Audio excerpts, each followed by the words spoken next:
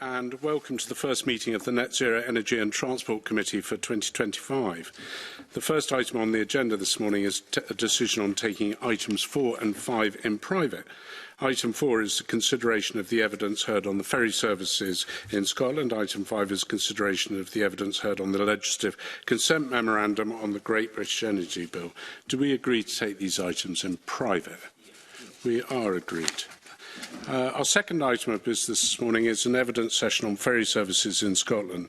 Today's session is part of the committee's rolling scrutiny of ferry services, which will be continued over the rest of this parliamentary session.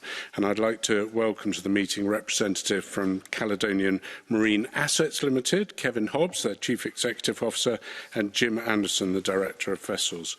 And we're going to go straight into questions. I'm going to ask the first question, and it relates to Glen Sannox. Can you confirm that Glen Sannox met all the contract specified specifications that were agreed when it was originally ordered? I don't know who wants to go on that. Jim, you. Oh, sorry, I've just got a bit of a throat here. The two main contract requirements are, of course, speed and deadweight. The speed was achieved during the owner's sea trials, and the deadweight was reduced from the original contract deadweight. So the speed, as I understand it, was 16.5 knots minimum at 87% of maximum RPM. That's correct. So that was achieved? That was achieved. So that was achieved by reducing the deadweight, was it? No. The ship itself performs at that speed. The actual ship itself was heavier than was originally estimated, so that therefore reduces the actual available deadweight. So the ship was heavier than it was supposed to be? Yes. How much heavier? We lost about 90 tonnes. I'll come back with the right figure. So 90 tonnes. Yeah. And in the contract, there's a fine leviable on the constructor if it doesn't meet the weight requirements. Is that right? Yes, there is. So what would the fine have been for a 90-tonne? I'll have to refer back to the contract, but I can do that. I could probably look at the contract while I'm here. But we have to remember, obviously, the contract was with the Scottish Government and the Yard at this stage now. But I can go and check what that liquidated damages was. So had it reached the stage where the ferry could have been rejected? I would have to check that, if that's okay, convener, just to check the figures, because it's probably just right on. It's probably right just on the point. So if you allow me, I could go back and check that for you. Okay. So I'm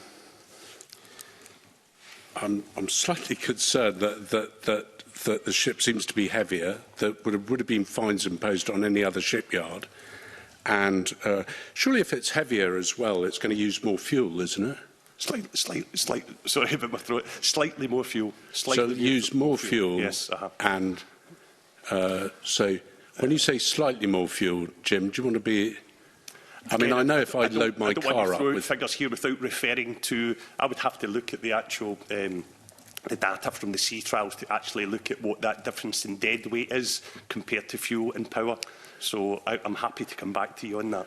Well, I think it would be helpful to understand is that if the ferry was plying its trade across to Arran, how much extra fuel it would need on each trip as a result of that, because that would give us an idea of the cost per trip, and you could probably work out the cost per year in extra fuel as a result of the ship being heavier.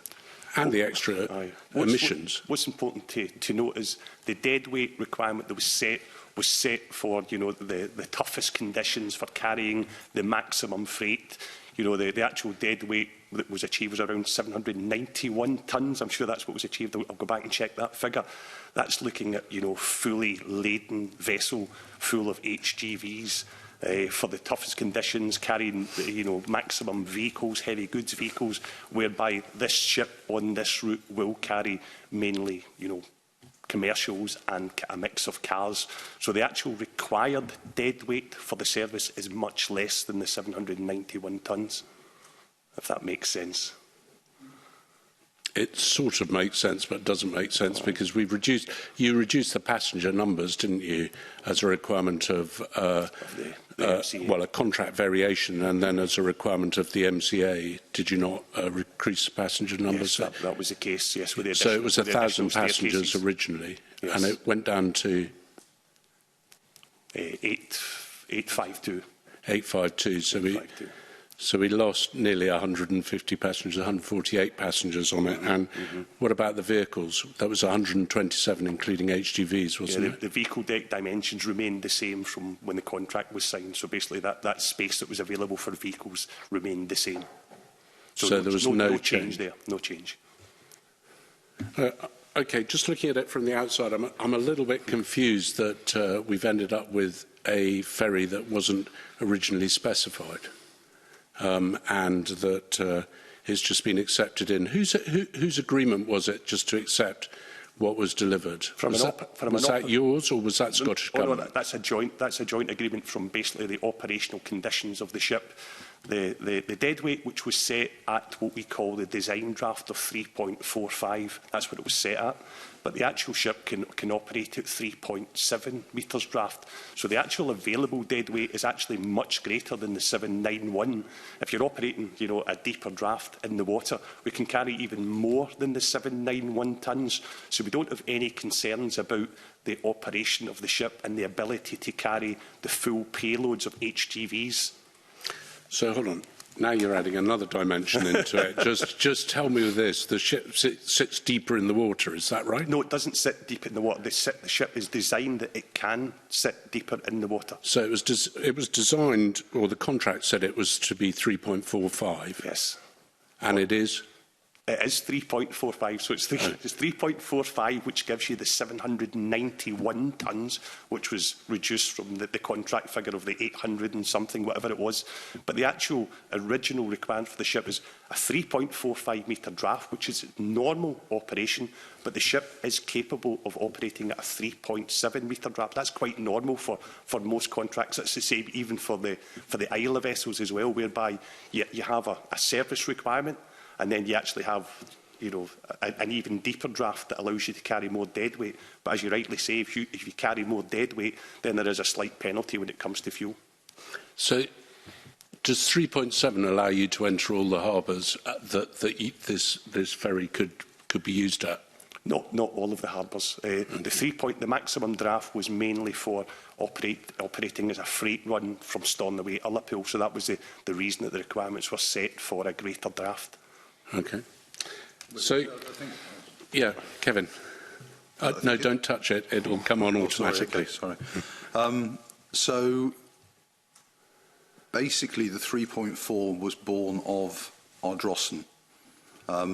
When CMAL and some of the other stakeholder councils are redeveloping ports at the moment, we are going for deeper ports to try and get them to modern standards, as I'm sure you're aware, so Uig, Tarbert Harris, etc. So basically the 3.45 as it stands at the moment was the limits to be able to operate the Glen Sannox into Ardrossan at every state of tide, whether it is neap tides or spring tides. But as Jim says, if you are operating to a port which is deeper, then the vessel can carry well over 1,000 tonnes of payload. Okay, so I just want to go back to the original question. From what you've said, Jim, the ferry did not meet the original specifications that were laid out when it was supposed to be built. For the deadweight, yes. Yeah, so quite a critical thing, I would suggest. So just help me. Who made the decision to accept that ferry as built into it? Was that CMAL? Was it Transport Scotland, or was it the Scottish Government? That was a joint discussion, a joint decision that we have at our regular meetings that we have with discussing all aspects of the project. Okay, joint decision. Who made the joint decision is my question. Who made the joint decision? Yeah. Ourselves, the operators in Calmac, along with the SCAD team, Transport Scotland, so it's all the same people that attend the room. But from an operational point of view, the ship meets its requirements with that 791 tonnes of deadweight, whereby when you sign a contract for these ships, you always allow a certain amount of margin for all of this, because it's the most critical area of a design of a ship. Anywhere you go on the planet is getting good control of that weight. There's always a certain amount of margin that's always built into that. I understand that, which is why the penalties are I think it's £5,000, or there's a pounds per tonne, as it were, over it. But what I'm trying to work out in my mind is that if this had been built by anyone else than Ferguson Marine, would those penalties have been imposed? All contracts are taken on a case-by-case basis. So maybe, maybe not. Okay. Bob, I'm not sure I'm any clearer on that. I may have to come back to you on that. Bob. Just some very brief questions on the same front. So the dead weight of 791 was the target within the contract, is that correct? In the contract, right. The contract figure was 800 and something.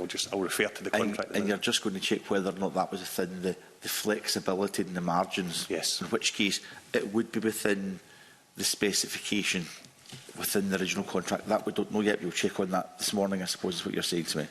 Sorry. So, if 791 is within the permitted flexibility, then it would have met the contract specifications as originally outlined, because built into that was a degree of flexibility. Is that correct? Yeah, but the 791 did not meet the contract specification.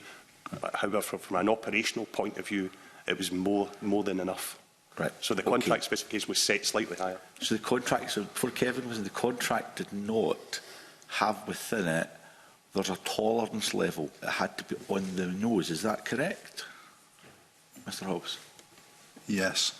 So when we say we made a decision jointly, we did make a decision jointly, and that was off the back of knowing what that particular route needed. So if we just pull a silly figure out of the air and the dead weight was 200 tonnes, the ship would have been rejected because it wouldn't carry anywhere near what it needed to carry. But when you look at the heat maps of what is carried to Arran by any of the ships today or any that are likely to be required in the future, the 791 still would meet the requirement for that ship to be fully laden and still be within 3.45 metres. Okay, and that's on the basis of the routes that the ship's intended to operate within?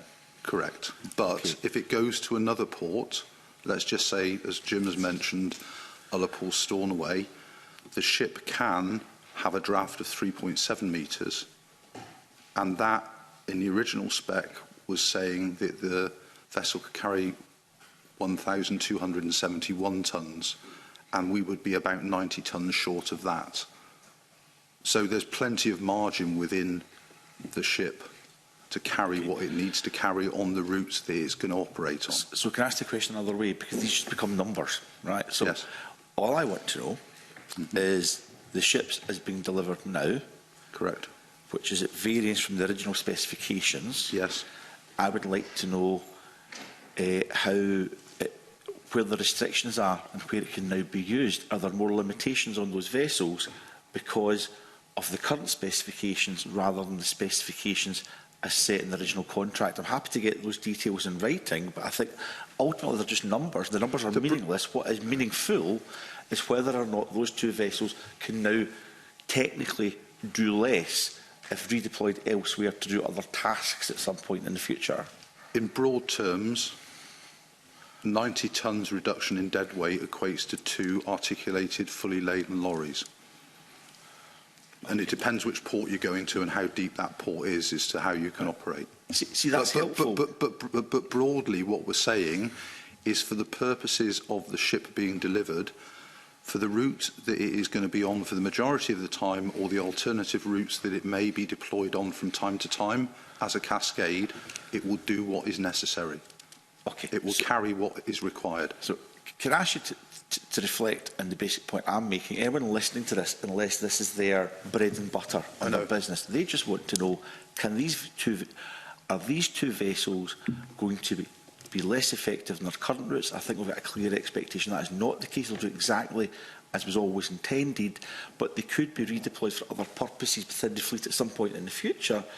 And are there more restrictions what they can or cannot do because of the variation in specifications? And Mr Hobbs said, well, 2 less articulated lorries technically, which becomes meaningful to someone rather than the numbers that are flying about. So it would be quite helpful if we could get a meaningful explanation to that here this morning or in writing. So quite frankly, most people are just hearing gobbledygook. Okay. That would be helpful. Mr Anderson. If I can give some figures. Right. If we take an HGV fully loaded, it's 44 tonnes is the maximum that you're permitted. And if we take 14 times 44, that gives you 616 tonnes. If you had 14 fully loaded HGVs on the ship, and the ship's got an availability of 791 tonnes available. So you've got that 791 minus your 614 gives you, that's what you've then got in additional dead weight for your stores, for your fuel, and so on and so on. From an operational point of view, the 791, we're more than comfortable with the number. Okay, so I don't want to pursue that any further other than to ask a more general question now, which is not related to dead weight. In relation of signing contracts for vessels to be delivered, is it normal or routine that those who win those contracts at some point during the construction phase will approach their partner and say, we believe there's a case for a contract specification variation, and seek agreement with those who have given them the contract in the first place? Is that unusual or is that routine? Not unusual to have any changes, amendments to contracts in the shipbuilding contract. Can you say a little bit more about where this has happened in the past? There could be change orders where you've maybe had a change of equipment, and so the weight could grow just naturally if there's some added, item onto the ship. It could be like a winch or something like that. So there might be a 10-ton penalty. So basically, that's how when you're looking at any change order for a ship, whatever that might be, there could be a time aspect for that for the yard to do some additional work. There could also be a weight concern or a weight penalty that we would have to consider as well. So that's why when you always set your dead weight requirements, you always make sure you've got some margin. Okay. No further questions. I would just urge that in the future, when we're having an exchange, making it meaningful to members of the public is helpful. So the idea of saying there could be 2 less fully laden articulated lorries on one of those vessels at another port, if it's deployed elsewhere, and in context that's pretty minimal, would be helpful. Because with the numbers flying about, it looks as if this is way off course in terms of the dead weight. Okay. So, again, it would be quite helpful to have something in writing that puts this in plain speak rather than double speak. Thanks. So I think what everybody needs to know is the operator, we as CMAL, the government more widely, we had a discussion. Was it acceptable? And it is acceptable for that route, and it will have no negative effect on what can be carried on that ship on the primary route. But that's not lost on me. That's why I come in with the supplementaries, because we just get numbers flying about, which became meaningless to me, quite frankly. It's not a simple, straightforward subject matter. That's why people do naval architecture. Okay. So, just to save you looking it all up, Jim, because I think I've got the figures to hand, it was meant to have a dead weight of 878 tonnes with a tolerance of 10 tonnes, with a £5,000 per tonne maximum of £250,000 in penalties, which would have made it down to 50 tonnes, which would have made it at 818 tonnes before the boat should be cancelled according to the original contract, because it didn't meet the specification.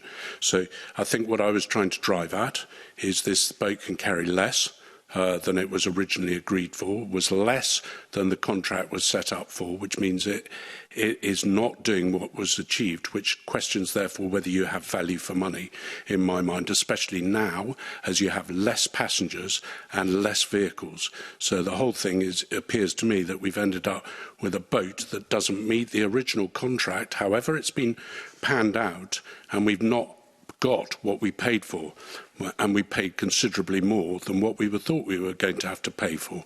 So the whole thing to me seems a complete confusion. I'm going to leave it there because I think I've made my point. I would just like to ask Kevin, I think you had specifically asked for the anchor chain to be retested during the trials. Unless I've got that wrong, and there was going to be it was Jim who asked for it. My knowledge is wrong then on that. So Jim, you asked for the anchor chain to be retested, and there was going to be a quick fix which allowed it to be workable by February of this year, which is after it goes into service. And we were told that anchor chains were not that vital, but a part of a safety feature. So has it been fixed, and will it be fixed before it starts carrying passengers? Right. Hopefully I can clear this up. On the first builders trials, which was the builders trials, that's the builder Ferguson's taking the ship out to sea, before all the kind of final outfitting was done, to demonstrate the propulsion system was working, which was a great thing to do actually after all these years of actually taking the ship, and it was really successful. That was a builders trial, so there was at that point nothing was being formally presented. That happened during the owner trials just recently, towards the end of the year. So the anchors were lowered during that first sea trial in the February time, if I remember rightly. And they were lowered, and that's what we're interested in, is if we have to lower that anchor for whatever reason, then we can safely lower the anchors. There were some kind of issues observed when we were actually retrieving the anchors at the time. Nothing too great, but by the time we got to the actual owner's sea trials, then you could see that the anchor chain was slipping more and more. And therefore, it was then identified that we had to make a modification to the system. So has it been modified? It'll be modified. The update I got just yesterday was early February. We don't have the actual date as yet, but early February is when the gypsies will arrive. And as soon as we've got that definitive date for that, alongside with CalMac from the operations point of view, we will then plan that in when will be the best time to actually carry out that work. Okay, so just tell me, it's coming in on I think the latest we've heard, subject to the toilets being fixed, it's coming in on the 13th of January. It will then have to come out of service again to get the anchor fixed, and how long does that take to do? Well, I asked that question yesterday, and I'm not quite sure, but I would put this kind of job about 2 days.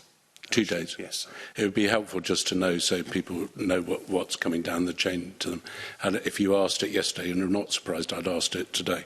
Douglas, you've got the next questions. Commissioner, I was going to ask about warranties on most of the Glen Sannox components. I presume most of those components are now out of warranty because it was so long ago since they were ordered. Would that be correct? And how would warranties normally work, and how will claims be done going forward then for Glen Sannox and Glen Rosa, I guess? Okay. I think it's on. Well, I can, if you can. Yeah. So, as you rightly point out, the majority of the warranties on the vessel were out of date because, obviously, building a vessel over a period of 9 years as opposed to 2.5, 3 years, they had run out. Effectively, there is an overarching warranty on all shipbuilding contracts given by the shipyard. So the shipyard effectively will stand over any warranty issues. What would normally happen is that if a component part breaks and it's under warranty, the shipyard would go to that manufacturer and ask for it to be replaced or repaired. But in this instance, it would be up to Ferguson's to effect that repair because the warranties are now out.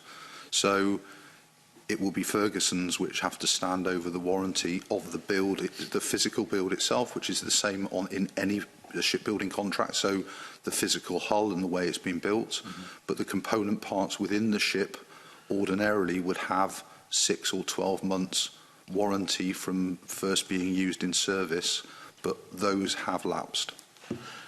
Even though they haven't really been used in service? Correct. Still lapsed. Yeah. So how long would the manufacturer allow for them to be delivered and then brought into service? So when the orders are placed by the procurement team in a shipyard, they would be specifying to the original manufacturer when they anticipated that ship would be in service. So that would have been about 3 years after the contract was signed in October 2015, and ordinarily you'd have 6 or 12 months worth of warranty after the ship enters service.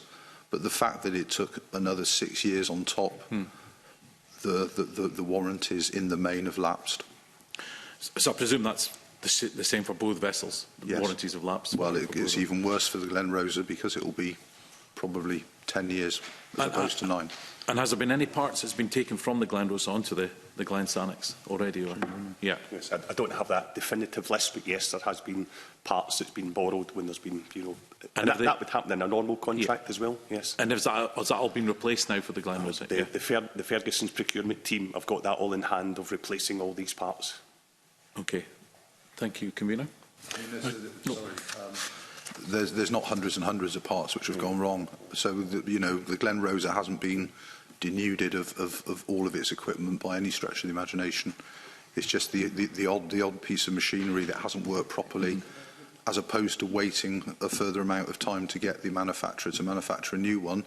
If you've got one on the other ship which is serviceable and works, it makes sense to be able to transfer it so that that vessel can enter service as quickly as it can. And I guess the key components that are under warranty is probably the propulsion system and probably in this case the LNG system as well. Well, yeah. Obviously both the same thing. That would be the normal thing. Almost everything. Pumps, you name it, there's warranties against everything. Mm-hmm. And is there anything now that's obsolete in these vessels now that, because of the sort of time it's taken, might be harder to get parts for going forward? Mainly when it comes to bridge equipment, and there was an exercise that was carried out actually looking at what was in the way of considered to be obsolete in the way of bridge equipment, which tends to be more software type related type stuff rather than a pump or an engine. So it tends to be more of these electronic systems that, they only have a certain shelf life, and that's the life that we're living now. That's the world we're living in, whereby, so many manufacturers, after 5-10 years, something has changed and there's something new. So those components had to be changed even though they haven't been used because they're obsolete already? There's been an exercise that was carried out looking at what was considered to be obsolete. Right. But mainly bridge equipment. Yeah. Okay, thank you. Okay, Monica, I think you've got the next question. Thank you, Convener, and good morning. We recently heard from Ferguson's that they cannot provide a final cost or delivery date for the Glen Rosa. After all this time, how can this possibly be the case that these details are still up in the air? I'll take that one. There's been a lot of changes in the yard over the last few years, as everyone here in this room is well aware of. And there was recent changes last year as well, new project management team in place, and there was a new planning team just put in place towards the end of last year. So this is something that I've been asking for, and obviously the tripartite group have been asking for, is when we can get sight of the actual plans of how we can take the lessons learned from Glen Sannox, how they can be applied to Glen Rosa, and come up with something with some established norms that can demonstrate to us and all parties how the shipyard are going to execute this. At the moment, we don't have sight of those plans. We've been promised these plans by end of this month, but at the moment we don't have it. So we've got nothing that we can measure the yard's sort of efficiencies, if you want to put it that way, going forward. So the new planning team just in place towards the end of last year. New project manager just at probably Q1 or Q2 last year as well. There has been a bit of a revolving door in the business. Okay. And are you feeling confident? Because you're not really sounding it from where I'm sitting right now. Feeling confident about what? About being able to deliver the ship? Well, on delivery, because it's unclear from what you've said and what we've heard when CMA expect delivery of Glen Rosa and at what cost. So, are you able to give any update on that or any clarity? Until we get sight of a plan from the shipyard, then we've got nothing we can measure the shipyard on how they're going to execute this plan. If we just take like a simple thing that we can measure, the cables installed in a ship, you know, we know there's something like 260 or 270,000 kilometres of cable. We need to see some clear evidence of, you know, the kind of strike rates that the yard are going to achieve going forward, the same for the pipe systems and so on and so on. But we need to see those plans that let's, if you take simple numbers of, say, 250 kilometres of cable, let's take that as a number, then there has to be a strike rate every week and every month about how much the yard can install, how much they can terminate. We don't have that. We don't have these plans as yet for us to actually then comment on. Okay. But we are expecting at the end of this month. So in terms of, you're expecting the plans by the end of this month. What date exactly? At the end of the month, I think it was the 31st. They said. I think that was also in the letter to this committee as well, wasn't it? Yeah. Okay, so nothing's changed. So end of the month, and are you confident that the plans will be published at that time? Can't say that for sure at the moment. Okay, that's a pity. Back to you, convener. Sorry, can you just clarify something for me? Who is the client? CMAL, Transport Scotland, or the Scottish Government? The Scottish Government. Scottish Government. SCAD. So Scottish Government Economy took over the contract from us in December 2019, which was when Ferguson Marine Port Glasgow was incorporated as a company. So you're just a passenger on this journey for the. I think we'd like to think we're more than a passenger, to be honest. But well, what you're saying is the Scottish Government who has the ultimate say in it. You don't know the details because you haven't got it. If I was the client, for example, and I was doing this in a normal contract, I'd be absolutely sure in my mind that people were reporting to me, telling me when I've got whatever it is, £150 million invested in it, which is what will be in this boat at the end of the day, that I knew exactly what was happening. It appears to me that you don't have that situation. So I'm trying to work out what role CMAL have. I've asked this question before, I think when I was in the REC committee, and it's posing further questions. Jim, do you want to? Well, we're still directly involved, as you would. If you take our relationship with the 4 ships that are under construction in the Chemry shipyard in Turkey, it's the same management system that we've got in place there as well. The only thing that's different is we don't own the contract, but we're still there with the eyes on the ground, doing the level of supervision, the inspection, the patrol remarks, all these OORs, all that kind of stuff. So that still sits the same. We're still the people that are asking the shipyard about the plans, asking the technical questions, and providing that, you know, that level of technical kind of know-how. So you're not an arm's length organisation. You're a feature on the arm's length organisations, which we're directly involved. What? We're directly involved. We have been from day one of the new world of Ferguson Marine Port Glasgow. We are effectively contracted by the SCAD team, which is part of Scottish Government Economy, to be their eyes and ears on the ground, because obviously they don't have people that build ships within that particular division, or indeed Transport Scotland don't, which is why we exist. Okay, I hear that, but in 2006, I think when CMAL was set up, or thereabouts, it was meant to be an arm's length organisation to organise the ships. It appears now that you've been subsumed as part of the arm of the government, which questions the whole issue of why it was set up. Bob, only on that contract. Only on that contract. But you've just said it's the same for the Turkish ones. No, how we go about our business. I said it's the same about how we go about the business, but the only other thing is that we don't own the contract. Okay. We're the contracting party for all other ships. Not for that ship because of the circumstances which that shipyard found itself in. Okay, even more confusing. Bob, yours is the next question. Oh, right, it's back to me again. So, small vessels replacement programme, if you look at phase 1, I think there's 185 million or something wrapped up in phase 1. 6 bidders come forward for that. I guess those bids are currently being considered. So we're keen to know how those bids will be assessed, the criteria that will be used, and a couple of examples would be, you know, what weight we'll give to factors such as price. So, reliability in terms of what the overall price will be to the public purse, but also the quality of the bids. Now, quality is a very subjective phrase, I suppose. So what I'm keen to know is a bit more about how a bid will become successful based on price, based on quality, and other criteria that may lead to the final outcome of the contracts being awarded. Contract or contracts? So if I start, and then I'll hand over to Jim, if that's okay. So the small vessel replacement programme, as you know, is 7 small vessels to be replaced. That's phase 1.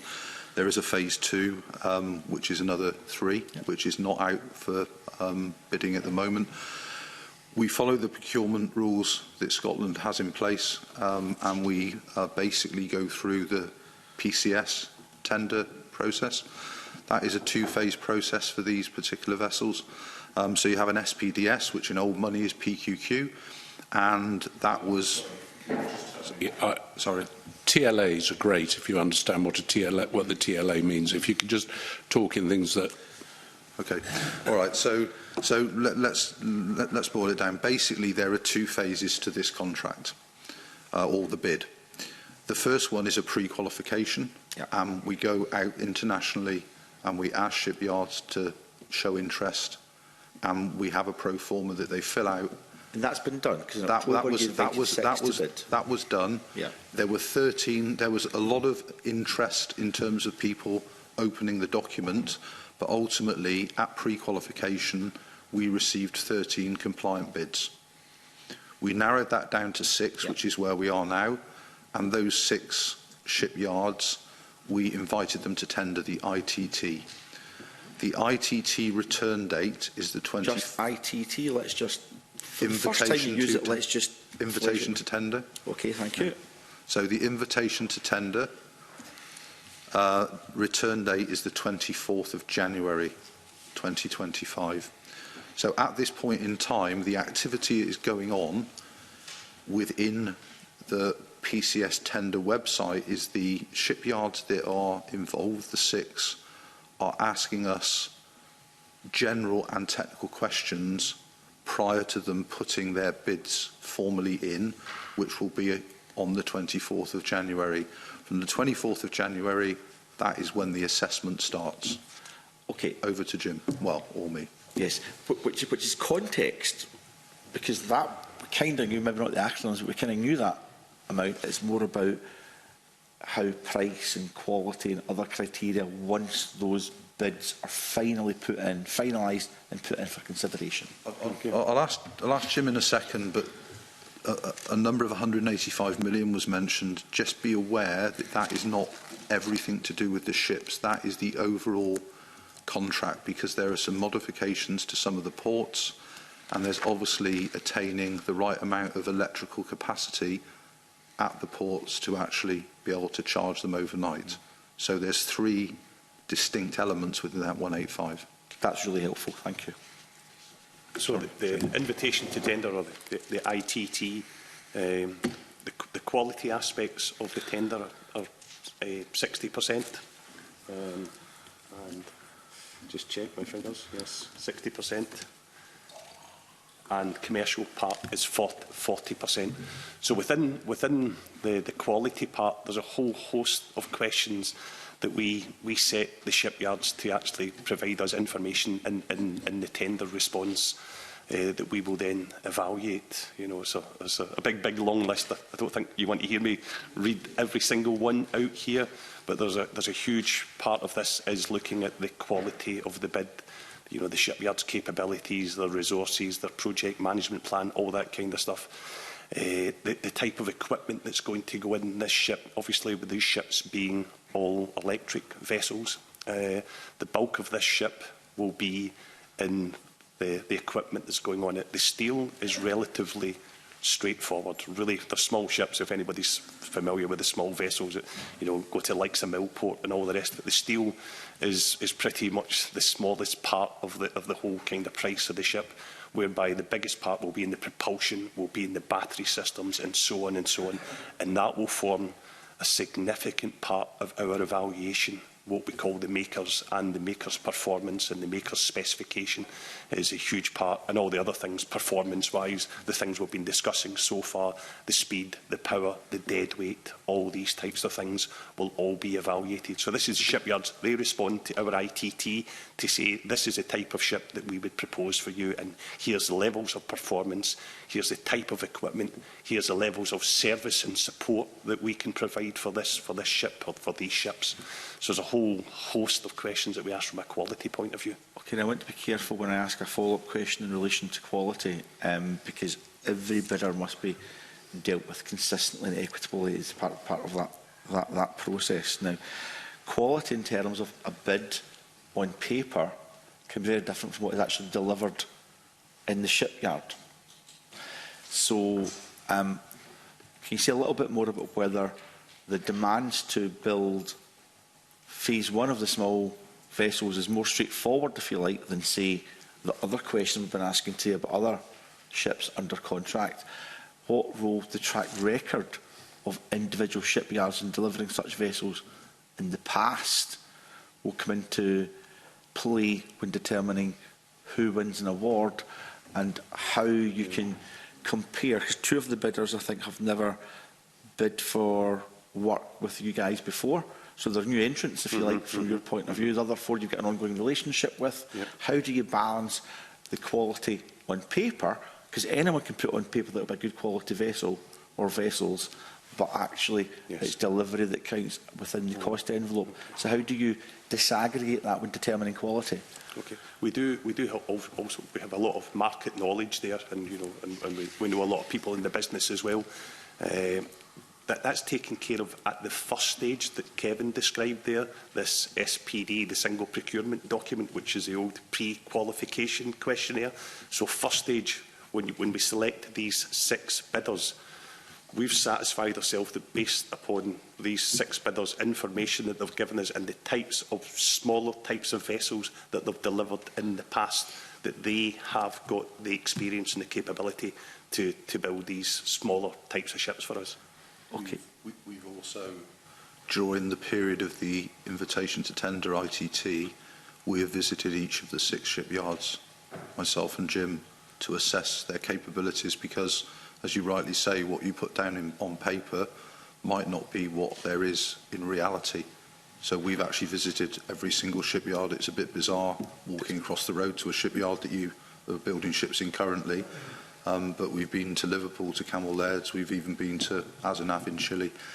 So we've visited each of them and spent between a day and 2 days actually assessing their on-site capabilities and looking at the projects that they're currently doing and the quality of work which we're witnessing that they're doing for others.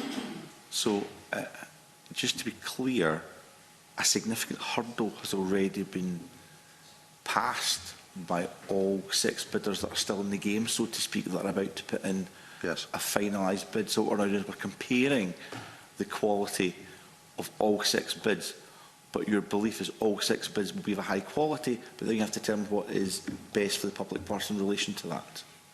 Yeah. Okay.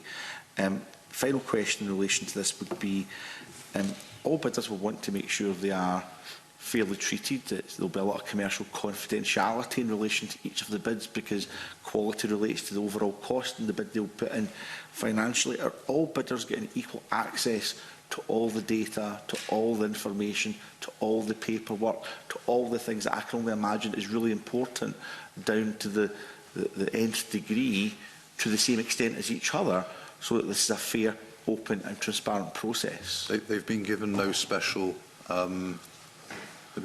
there's nobody given any sort of special reliance on this. So basically, there is a package that you go out with within the invitation to tender, which everybody gets exactly the same. And when questions are being asked on the PCS tender framework, that is visible to all bidders, so that you don't get everyone asking the same question all the time. So if a bidder turns up on day 1 and starts asking about how do you want us to deliver the vessels because we're remote from Scotland and stuff like that, then that is very, very clearly visible. The answers that we give, everybody can see. So even at this late stage, if I was acting on behalf of one of the bidders and there was additional information I was seeking from yourselves, I could request that, but the answer will be given to all 6 bidders. Be broadcast, yes. Okay, right, thank you. We have got a series of supplementaries on this. I'm going to come to the Deputy Convener first. Michael. Thanks, Convener. Good morning. Jim, I was struck by the point you were making about the small vessels, given that they're all going to be electric-powered propulsion, that the real technical aspect of it is around that, the battery systems, etc., the electrics that will go with that. Do you specify that as part of this bidding process, or do each of the bidders come forward with what their proposals are on how they will deliver that within the vessel specification? What we don't do is specify any particular makers. What we do is we set a performance level in the specification about the ship, what the ship has to achieve every day, so that we give all the information to all the bidders about the 7 vessels, the routes that the 7 vessels will operate on, all the information on those routes, the time at port, the time when you're underway at full speed, so that the bidders can go away and take that information, and they will then go away and design a ship and actually work out what the energy requirements for that ship will be. So that's what we've already done some work. So we know where it should sit. Of course, we know where it should sit. But we ask the bidders to say, right, okay, you tell us the ship that you would deliver for us. And when it comes to these types of ships, this is all about the energy consumption on board the ship. So all the bidders will go away and look at that, and they will calculate how much energy they have to sort of install in that ship, and that equates to batteries. And then they have to look at, okay, what type of batteries will we propose to CMAL, to CalMac, that will actually perform for us, to give us, they say, the 10-year lifetime of the ship. So it's really for the yards to come back with their proposals to us. Okay. So how well established is the construction of electrical-powered small vessels of this nature in the UK or the international market then? It's very well established now, and obviously we had the early experience, of the three hybrids a way back in the time. That was 2009 when we embarked on that. So we've got a lot of information from the hybrids, although that was wasn't fully electric, but with an element of battery. So there's many ships now that are all electric of this type of size. So it's well proven kind of technology now. Have to remind everybody as well, it's like, with all these new technologies that we're looking for in order to reduce our energy and reduce our carbon emissions, there's a price to be paid for this technology, and in the case of the batteries, everything only has a lifetime now, and that's the kind of world that we're all living in here now, whereby with an old internal combustion engine, if you maintain it, will last for 30 odd years. Now with these kind of technologies, it's forever changing, and we just have to accept that. Yeah. So where I'm mainly coming from here is that we had the issue with the Glensannox and Glenrosa around the LNG and new technologies reviewed, etc.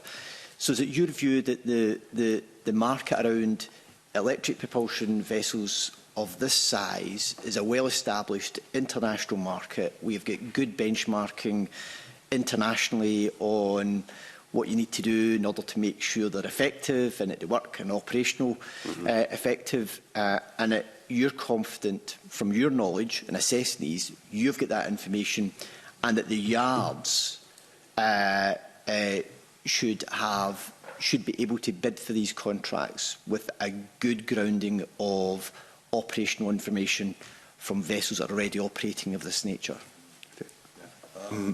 The broad answer is yes. So, as Jim mentioned, the Hallaig, Lochinvar and Katrina were hybrids. Unfortunately, we've been overtaken by many ships in places like Norway and Sweden and Denmark, which are fully electric. So it's a well-known technology. And in actual fact, despite what you've probably heard at the REC and other areas as well, just as a clarification, LNG is not a new technology either. There was thousands of LNG engines and LNG ships in operation when that contract was signed in 2015. So there has been a narrative, which I'm sure you're very aware of, well, this is completely new technology, it's really difficult, it's really hard. That simply is not the case. We are not groundbreaking in terms of LNG or in terms of battery-operated vessels. Yeah. The one learning which has been sort of come out of what's happened in Norway, especially the first ever fully electric ship was called the Ampere, and there were some sisters to that vessel. And just to put in a bit of context, they were only electric vessels. Where Norway has gone and where we're going with this is there will be a small diesel generator on board, because what we're worried about is that these are island communities which are relying on daily services, and if there is an outage of power, which there is from time to time in these remote areas, we can't have a situation where the crew turn up in the morning and the batteries haven't been powered up, so because there's been a power failure, storm or whatever. So there, within the context of this particular project, there is an element of diesel as well, but it will only be used in extreme circumstances where the Lifeline ferry service on a given day would fail if the power to the vessel overnight had failed. Well, it seems a sensible approach to take, particularly if that's some of the lessons that have been learned from the situation in Norway. And on your point about LNG, that was my understanding as well, is that it's not a new technology. Maybe a new technology to some who were installing it at that particular point from their experience, but it wasn't within shipping in general. That's helpful, thanks. Yeah. Thank you. Kevin, I think you've got a follow-up. Thank you, Convener. And I want to move slightly away because Mr Hobbs mentioned the fact that there will have to be improvements at harbours to allow the use of these new technologies, but also there has to be improvements at harbours in order to ensure that there is shore-to-ship power for diesel vessels.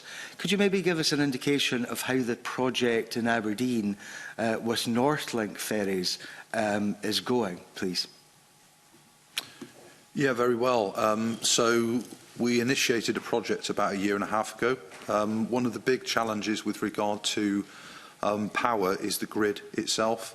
It's not necessarily the technology around it, but broadly you have to have the power at the port, so you need to get the cables to the location where the ship's going to be charged. You then have a bunch of transformers to get it into an energy which the ship can accept. And because of the sort of increased energy compared to our original diesel-electric hybrids, you also need basically cable handle management systems at the ports themselves. So as far as Aberdeen is concerned, the power is available and it is at the port side. That has been done. The transformers are there, although they're still waiting for some small items. The piece that isn't there at the moment but will be delivered, we understand, within January, is the cable management system, so the handling of the cables to offer it up to the ship so that the ship can actually connect. So I was up there just before Christmas, the week before Christmas, up in Aberdeen with the team up there, and we're hoping that we will have a fully functioning shoreside power connection no later than Easter of this year. Well, that sounds like good news. Some of the other projects which are at an early stage with include the replacement for the 2 Northern Isles freight vessels. Can you tell us what stage that is at? Because that is obviously extremely important for Orkney and Shetland. Yes. So we are, within this month, we should have all of the final concept design ready to go. We have to populate the outline business case, which will be done within Q1 of this year. With the money that's been made available in the latest budget, although I accept that the budget hasn't been passed yet within this Parliament building, there is money set aside for us to initiate that project. So we have internal discussions, we had them yesterday actually, and we would need to go out to tender no later than June of this year to achieve a contract award by March of 26, so within this next financial year. So we are ready to go. Obviously, we are talking to Aberdeen Harbour, we're talking to Lerwick, and we're also talking to the operator. So it's everything is connected. So another good reason to vote for the budget, I would say. Some of the most put upon folk in recent times because of ferry movements to deal with repairs have been the folk in the US, particularly those folks at Loch Boysdale and the ferry Lord of the Isles. There's a replacement due for that as well. Yes. What stage is that at, please, Mr Hobbs? Can you offer any good news for folk in US? So, again, the business case has to be finalised, the outline business case, but the actual concept design is now finished, I think, just in December. Yes. So that's finished. Outline business case, again, it will run more or less in parallel with how I described the Northern Isles Freight Flexes, those vessels. So basically, that is ready to go. Obviously, with any of these projects, there are three elements to consider. There's Port A, Port B, and the ship in between. So we've got the concept design ready.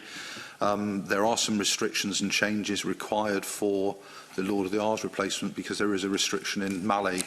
So our common platform of ship, which is obviously the Isla ship, it will not fit into Mallaig. It's 95 metres long. So the concept design is for an 85-metre long ship. And we are talking with Mallaig as we speak, and we will have ground investigation carried out during the course of this year and the detailed design to replace the Loch Boysdale facility, which is nearing life expiry, to be relocated at a small island just opposite current Loch Boysdale called Gassay. Finally, Sorry, certainly let you ask the last question. Just be careful. You've already stood on a couple of members' toes who wanted to ask the questions that you've asked out of sequence, which I think is not clever, but I'll let you go on with the next question. Finally, Convener, in terms of Glen Rosa, Glen Sannox, are they going to provide better services? Are they going to be better for the people of Arran compared to the current situation with Caledonian Isles, Alfred, for example? Yeah, are they better ferries? Yeah, they're much better ferries, and I think people will appreciate it once they come into operation next week. Obviously, when you team up the Glen Rosa with the Glen Sannox, which wasn't the original plan, of course, but that is now what's going to happen, certainly the capacity is increasing.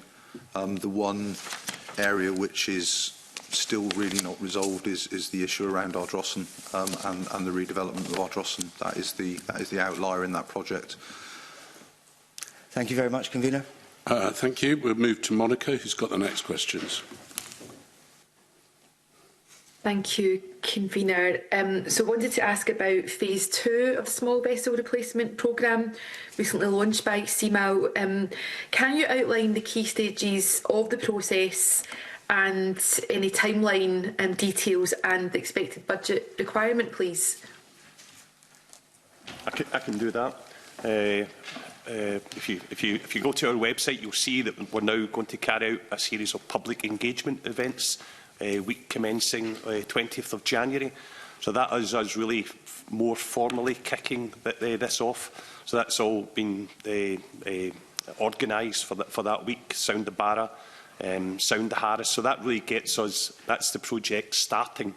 And our internal planning dates is to complete all of the work with regard to gathering the requirements, what's the service requirements, the service needs, and so on, leading into a concept design, a business case, and have that work ready by the end of the year.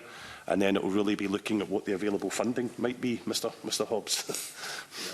So the funding at the moment for the Small Vessel Replacement Programme isn't in place. As I said earlier on, there is sort of white smoke with regard to the Northern Isles Freight Flexes and the Lord of the Isles and some port projects. which have been brought forward from, let's call it the next 5 years, which was due to start on the 1st of April 2026, but those have been brought forward into 2025. So if the budget is passed, those projects will go ahead. But the small vessel replacement programme is outside of that, and it's logically outside of it because we're not ready to go out to tender until the financial year, which starts on the 1st of April 2026. So we will be pushing hard for any project that we have where concept designs are in place and we want to present outline business cases. That is the prompt for the money to be available or not, as the case may be. But obviously, as the asset-owning agency, we push every day of the week to get as much money as we can to replace the current fleet and upgrade the harbours. Okay. So what kind of estimates are you working to? And I appreciate you're still at a very early stage in terms of concept and building that business case, but in terms of a rough idea of budget requirement, if you put a figure on that? I can answer that. So where we really like to be is to have that business case complete by end of this year. That would allow us, if funding was available, to move into the procurement phase, which typically takes 10 to 12 months. So that takes us towards the end of 2026 before we could be in a position to place a contract. But from a budgeting point of view, at the moment, we're looking at somewhere in the region of kind of £60 million for phase 2 for the vessels. Still got some work to do as well, because we're just commencing with this as well, to look at what the shore infrastructure costs might look like when we're looking at shore power for these routes as well, and so on and so on. So we're really just kicking this off, but from a vessel's point of view, it's in that kind of area for costs. If we look at the port side of things and the power, I would imagine, and we haven't got the numbers, but this is just me to a degree speculating, it will be somewhere in the region of 80 to 100 million overall project for the 3 vessels and all associated other works with those. Okay, well that's helpful for today. Thank you. In terms of the public engagement work that's about to get underway, I wonder if you could say a little more about the engagement with the trade unions, what consultation there will be in relation to crewing levels and shoreside infrastructure. And just to remind committee that I'm a member of the RMT parliamentary group and a member of Unite the Union as well. But really just in terms of trade union engagement, it would be good to hear plans around that. Okay. We don't have any dates in the diary as yet, but that'll be something that we will be picking up on very, very early in all of this when it comes to dealing with the trade unions. And we've done all that with all the other previous projects as well, and had pretty regular discussions with the unions. So that will be happening. Don't have any dates as yet, but it will be happening in the very near future. Okay, that's good to know. I have a further question just about the 4 large vessels that will be built in Turkey. Just to get an update on what actions will be taken by CMAL and Gemray, if I pronounced that correctly. What are the actions that will be taken to ensure that the 4 large vessels being built in Turkey does not slip and any cost increases are minimised? Okay, as we've advised committee there just in our update there at the end of the year, the delivery dates have been extended for the ships. Our current assessment is that the 4 vessels are about 4 months apart in the sort of production. What we will do, I'm actually flying there right after today, this evening, to Turkey. I'll be back next week. So we have a regular on-site presence there. Our site team, electrical, mechanical, outfitting people, so on steelwork, CalMac crew, chief engineer. So we've got 7 people across these vessels involved daily in all aspects, technically, inspections. The next big milestone for Isle of Islay will be the sea trials, and the yard are heading towards that. What I don't want to do at this point is give a definite date, because there's so many systems that we still have to get over the line, and until we get these over the line, and everything has to go smoothly. But that's what I really want to do, is come back and report that we've got all these systems over the line. Everybody's working really, really hard together on these ships. Then I could advise, if we get a successful sea trial, then that gives us the indicator to, how much work is still to complete in the ship. But everybody's really working really, really hard on these vessels. Yes, the dates have been extended from the original dates, but we're really looking forward to, getting some obviously much needed tonnage into the fleet this year. I think as well, Monica, there's been some rather sort of extraordinary outlying events which have sort of hit in the past couple of years as well, which haven't been helpful to anybody in the shipping world. Just to go through them, obviously the war in Ukraine and the steel plant, which used to service the whole of Turkey with marine steel, was blown to pieces in Mariupol. We also had the earthquake, which unfortunately tens of thousands of people died, which was a lot of people had relatives in that area, and the shipyard effectively wasn't closed, but there was a lot of people missing for a long time, recovering their loved ones. And then, of course, we've got the Red Sea situation where, the whole container market's been turned on its head. And instead of everything coming through the Suez Canal and being delivered to Israel, Egypt and Turkey first off, everything's coming around Africa now, and it's starting its milk round of deliveries in Northern Europe and going back into the Mediterranean, which is really unhelpful. So there's a whole series of issues which are, indicators of why this project is running late. And Thank you, Kevin. It's very difficult to criticise off the back of external factors and geopolitical problems. Thank you, Kevin. I think it's important to put that on the record, and you've certainly outlined some significant challenges there. I wonder then if you can say a word about going forward in terms of the project, and Jim's outlined the importance of having an on-site presence, and good luck with your travels today, Jim. But what would you say are the main tickets on the risk register in terms of other factors that could put projects at risk, both in terms of delay and cost? It could even be the most smallest of items that could set back a project. For example, availability of the specialist engineers from the major equipment suppliers as well. Everyone out there is so busy when it comes to these shipbuilding projects, and there's only a small number of companies that are supplying propulsion systems, that are supplying engines, that are supplying batteries, and so on and so on.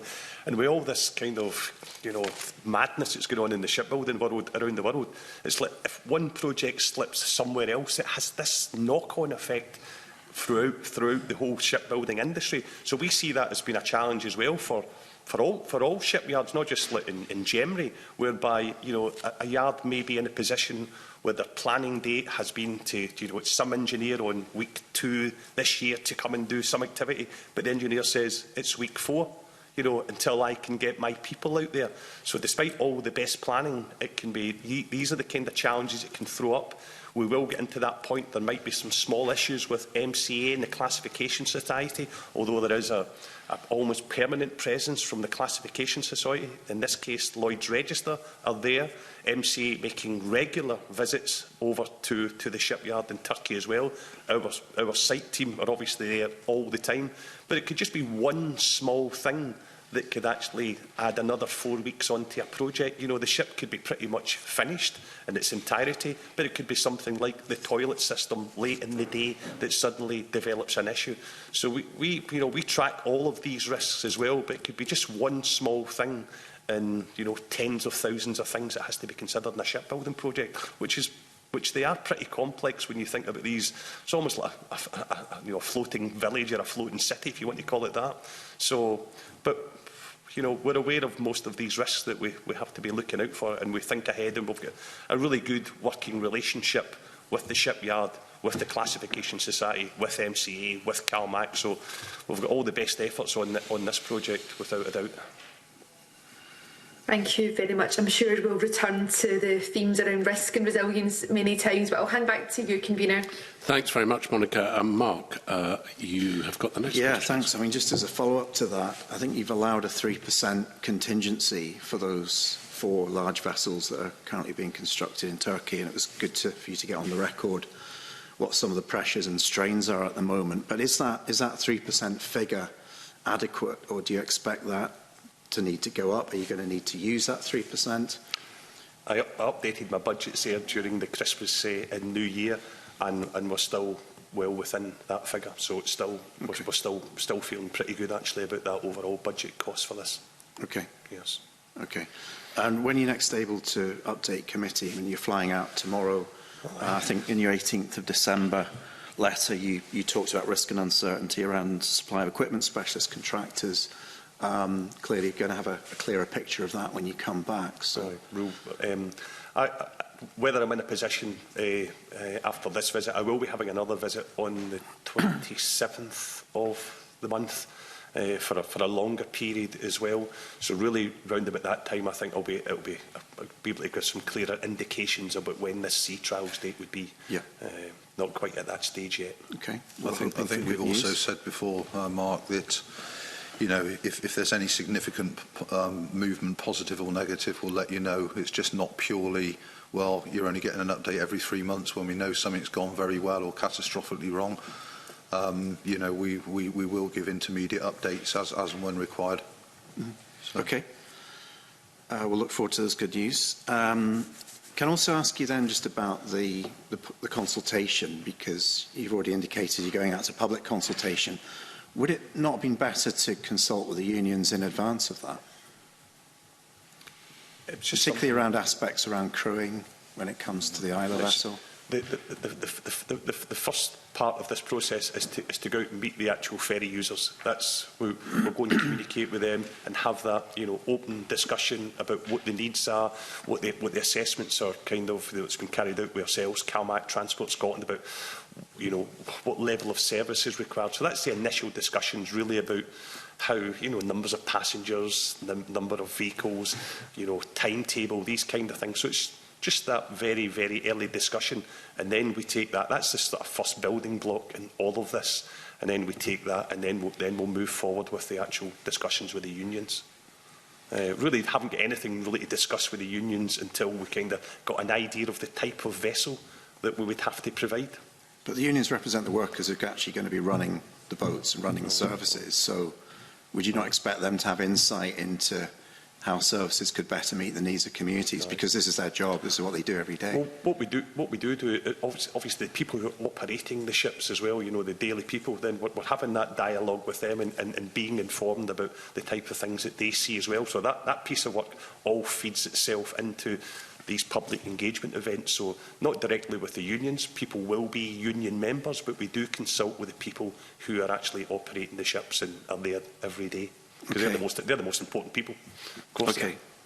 If I could just briefly go back then to the question about LNG propulsion. There's been quite a lot of discussion in the press around, is it higher or lower carbon emissions? And you know, there's a discussion earlier on about the weight of the vessel and everything else.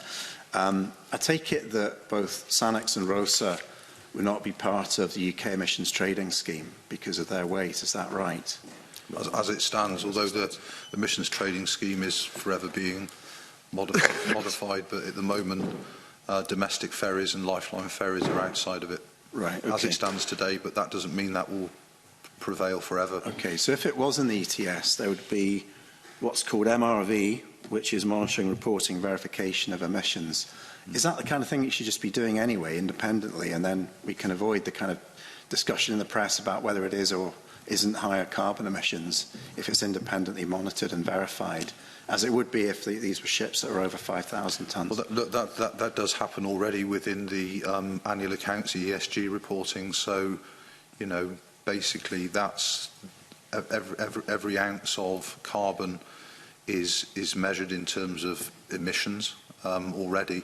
What we're embarking upon at the moment is to try and understand as well what the carbon footprint of actually building ships and ports is, over and above just actually what is blown up the stack effectively. So You know, we're in the process. We employed somebody last year specifically to look at all of this stuff for us. So the answer is we are doing it, and it is measured. CalMac measure it. Is that done independently? Is that independently verified? No. Okay. Why not? Well, it doesn't really need to be, as far as I'm concerned, because, you know, CalMac knows what it's buying and knows what it's using. Okay, but then you avoid all the conjecture about whether it is or isn't, you know, higher or lower carbon emissions. Okay. It doesn't appear you're getting an answer. I'm not trying to be rude, but, you know, I mean, it's... CalMac have got a target for reducing carbon emissions, haven't they? Sorry? CalMac have got a target for reducing carbon emissions, and that's part of the national carbon accounts for, yes, or will be part of the national carbon accounts going forward for transport and reduction of emissions. So at some point, all this stuff has to be verified, really, otherwise... Yeah. The fuel consumption on board the ship everything is logged, so that, you know, there's an actual verifiable figure on board the ship that actually kind of lets you know how much fuel you're using per day and what your operation was that day as well. So the figures are all built into the system. Yeah.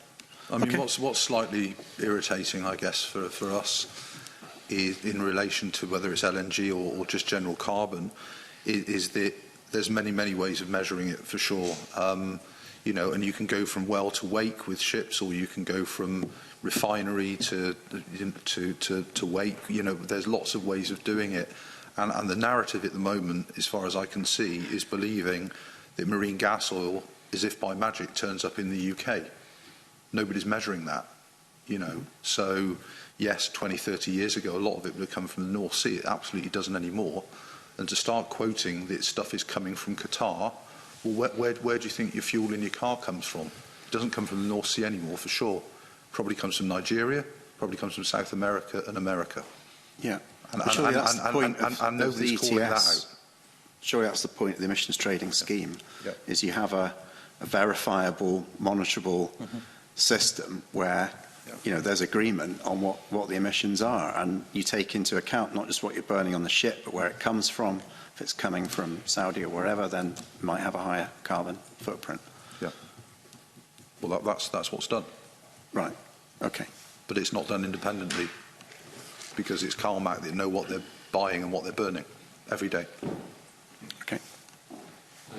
Can I just say before we move on, Jim, on the reports that the committee get, I know the committee is thankful, and they seem to be quite fulsome. So from a personal opinion, I'd like to say I'm grateful, and I'm also grateful from the committee's point of view that you'll update us if things are going right or wrong. That's welcome news, and I'll leave it there. Douglas. Just quickly follow up on Mark Russell's question there. In terms of carbon footprint, I'm thinking of like Glen Sannox and what was reported recently. So are you able to provide us with figures like per passenger, per car carried, per HGV, you know, the Glen Sannox compared to the other vessels that it's replacing? Are you able to provide that to us today or to the committee in writing later? We could provide it in committee later. I mean, I think that, you know, it is a bit of a difficult one, because a lot of these ships in the winter go around more than half empty. So how do you actually calculate it? But the best way, I think, to calculate it is to look at the carbon footprint of, you know, the car carrying capacity of a Cali Isles versus a Glen Sannox, for instance. And yes, that can be calculated. I think that would be useful, because obviously we've heard details about methane slip, for example, and how that may add to the emissions. So I think it would be good if you could provide that to committee. We've already touched upon port infrastructure, and I want to go back to that again. In terms of for the battery vessels that will be procured, how much work will have to be done to the port infrastructure to get that ready, and what assurances can you give that that will all be in place before any new battery vessels arrive in service? In simple terms, we can't at the moment. We engaged about 2.5 years ago with SSEN, and the grid capacity is a problem. It doesn't really matter whether it's at ports or whether it's at service stations. Grid capacity is a major issue in the UK. We are aware of some, let's call it, issues in relation to some of the ports that will have the small vessels, and will the actual electricity be available? Certainly providing the transformers, providing cable handling devices and all the rest of it, but it's actually getting the prerequisite amount of power from the grid to the port, which is a problem. If I take one example, which is the complete outlier at the moment, Loch Allen has a potential problem. And that isn't getting the power to the port, but I believe there's 100 miles worth of new pylons are needed all the way up through Scotland to Fort William to enable it to be reinforced to the extent to give both Fort William as an area and Loch Arbor and Skye the amount of power that's needed in the future, and we're part of that mix. So I can, in all honesty, give you 100% guarantee that when every single one of these vessels turns up, that they will be able to connect to the grid. So is it really wise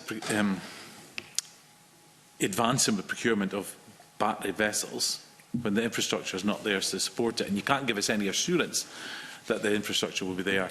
I guess the risk is it might be, you mentioned the diesel generators earlier, that it might be diesel producing the electric to charge the batteries. Or Aggreko generators or something. I mean, yeah, I mean, we've got to face into that. We're doing everything we can with SSEN to make sure that the power is there. We have 7 different ports, and we can actually make sure that, because all these ships are broadly the common platform, we can modify where the electricity is going to be earlier versus later. But I can't guarantee that all 7 will have the power. What I would say is that these vessels are being designed for 30 years in terms of their structure. Jim's alluded to the fact that batteries at the moment only have a lifespan of up to 10 years. So unlike traditional propulsion systems where you put a main engine in, it will be in the vessel for the full 30 years. We are, within the business cases, having to say to Scottish Government and Transport Scotland that we need to allocate funds basically every 10 years to replace the batteries on the vessels. But if you look at over the 30 years, if ultimately we don't have power at a particular port for the first year or 18 months of the vessel's life, it is a very small percentage. So in terms of it being carbon burning as opposed to electric. And how much? So, you know, a year and a half of 30 years is 5% of its life. It might have one of them or 2 of them might have to have an alternative fuel source. And what cost estimates have been done on how much will be required to get these ports electrified to support these new vessels? We've got all of the numbers. You have all the numbers? Yeah, so you have quotes, you have something called a firm quote and a non-firm quote. How can I explain this without getting told off by Mr. Doris? So a quote is when SSEN give you an outline of when they think the power could be there and how much it would initially cost. A firm quote is the most expensive because it's feeding in power from 2 or 3 different directions, so that if you get a problem with the grid, so the power cables go down due to a storm, that hopefully there is another source coming in, and that is very expensive because that demands whole new pylon systems to coming into ports. And then you have something called a non-firm quote, and the non-firm is when you've only got one source coming in, and that's what we're going for. Okay. And that is the middle road, really. You can have the platinum standard, and we're going for the gold standard. We're not going for the bronze, because the bronze is nothing.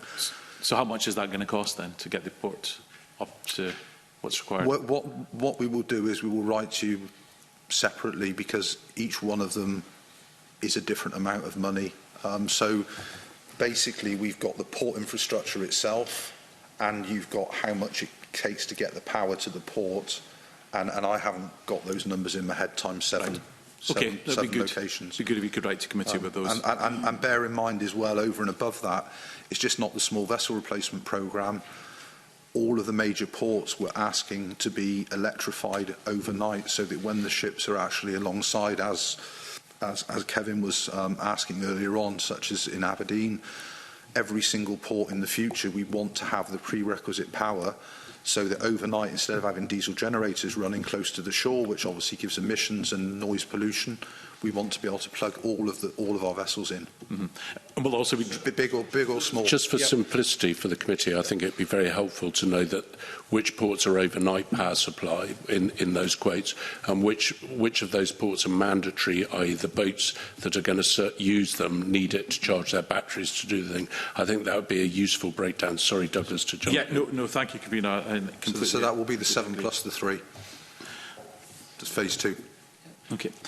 Moving on slightly, still in port infrastructure, LNG storage. Mm-hmm. Is there any budget anywhere to provide LNG storage for the Glen Sannox and Glen Rosa? Yes, but we can't install it at the moment until we know which port we're going to.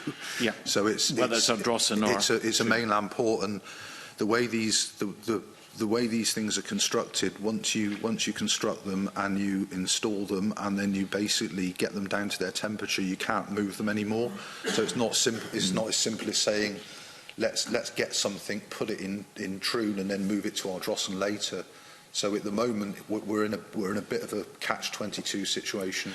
But ultimately, what was envisaged, if we would have had a permanent port solution now, and obviously Ardrossan isn't our port, and neither is Troon for that matter, but if it was our port, yes, we would be putting the permanent solution there now, but we can't have a situation where we put a permanent solution in and scrap it all and have to replicate it a second time in several years' time. So when will that decision be made of where the permanent port will be? When there's a solution to Ardrossan.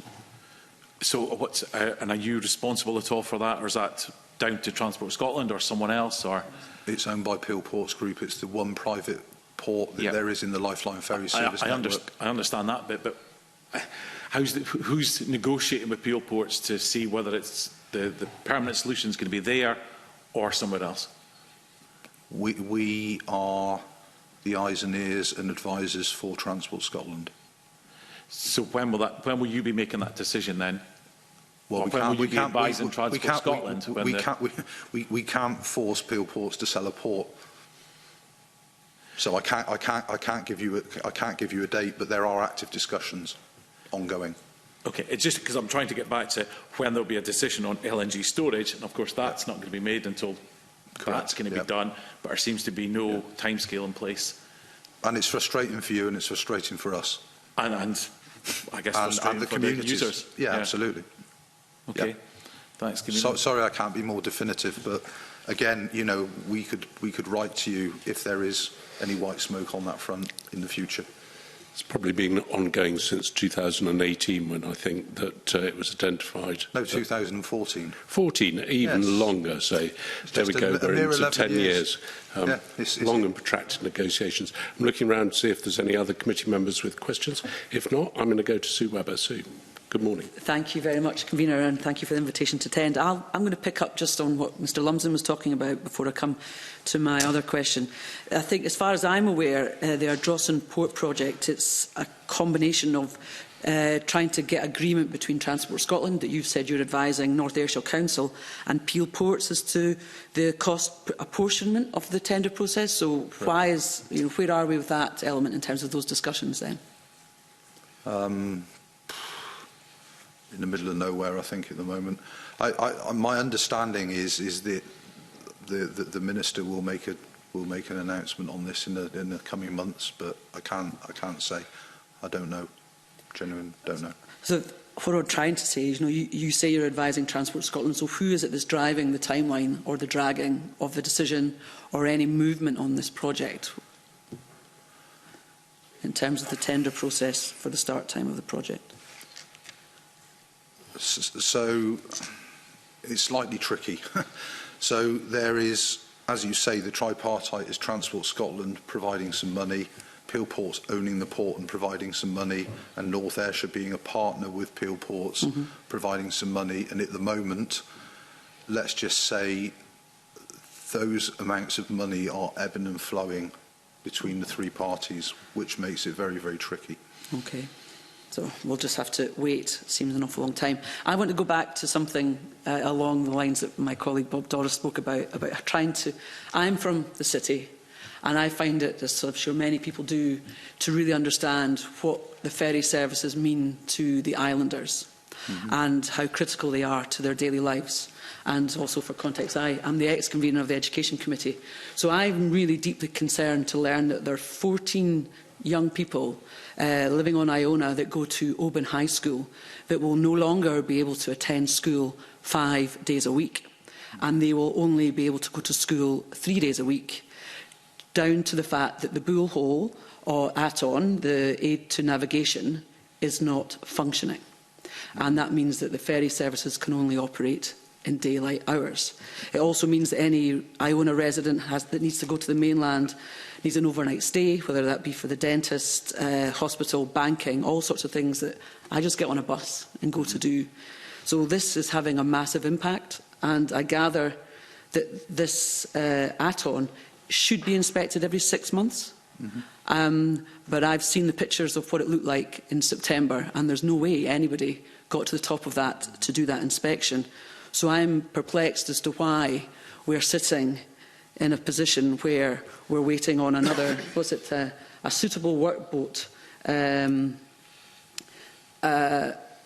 to deploy the new buoy. And it's, to me, the timelines and the small things, it's just such...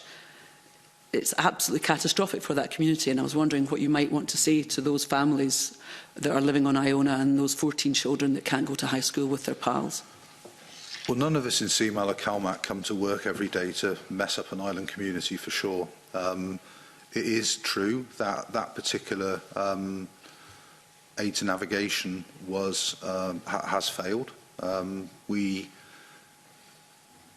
recognised it when it failed. We ordered the bits of kit that are needed to replace it. It will be replaced in a slightly different fashion and not sat on top of the rock anymore.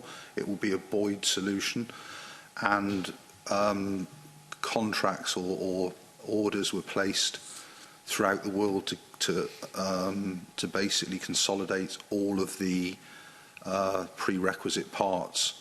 Those are in the UK now, and today I'm hoping that they are in Oban, or close to Oban, a place called Gallinack, where one of our long-term contractors is able to assemble what's needed and then look at weather windows to get out there and do what is needed. So, you know, we're not sitting on our hands doing nothing.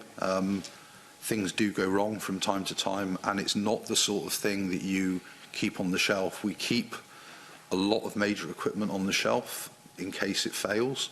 But this type of situation is a bit of an outlier because it's not a common theme thing. We would keep fenders, we would keep you know, not navigation buoys but navigation lights for all of our ports, you know, in stock.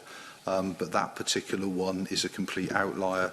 I don't want to get into the details of this, but that particular aid to navigation is a Category 2 one, and it is not compulsory.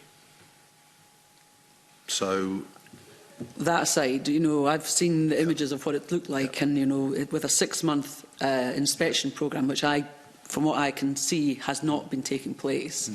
It's a real shame that we've come to this really critical moment. Well, we've been asked through FOI, you know, to show the maintenance records, the inspection records, and that's what we'll do. So, you know, okay. I would. It has been inspected. Okay. But as I say, I mean, you know, we're not coming to work to mess up island communities. Our sole purpose in life, in many respects, or in every respect, is to make sure that with the money that we're afforded, we give the best possible services that we can to every single island. Well, as I said, I'm just trying to bring it alive to people to understand what these ferries mean to communities. Can I go back onto some of the procurement decisions? Is that okay, Convener? Please say that again. Am I okay to carry on with other questions? Yes, next question. As someone that's familiar with the PCS system, having worked in healthcare and submitted contracts for 30 years, I'm curious around, you spoke about the quality is a 60% and then you've got commercial being 40%. I was wondering if there's a weighting for sustainability at all in there and what proportion that would be, and if you're allowing variations on your contracts and what degree of that? And you also mentioned that you had visited the various sites on the 6 places that are going forward with the... and what weighting or influence are your visits having on the decisions to award the contracts? Jim. Well, if we look at the visits, the visits was really for us to verify that everything was presented to us during that SPD stage was the case, and the shipyards who they said they were, and they were doing what they said they were, and we were very, very comfortable with what we saw at all 6 shipyards.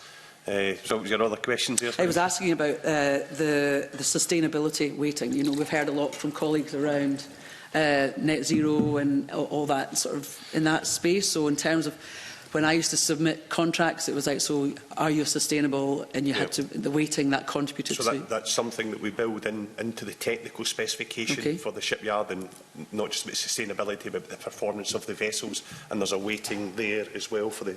I know you said you had everything specifically. Yeah, so we've got a breakdown of each weighting for each component.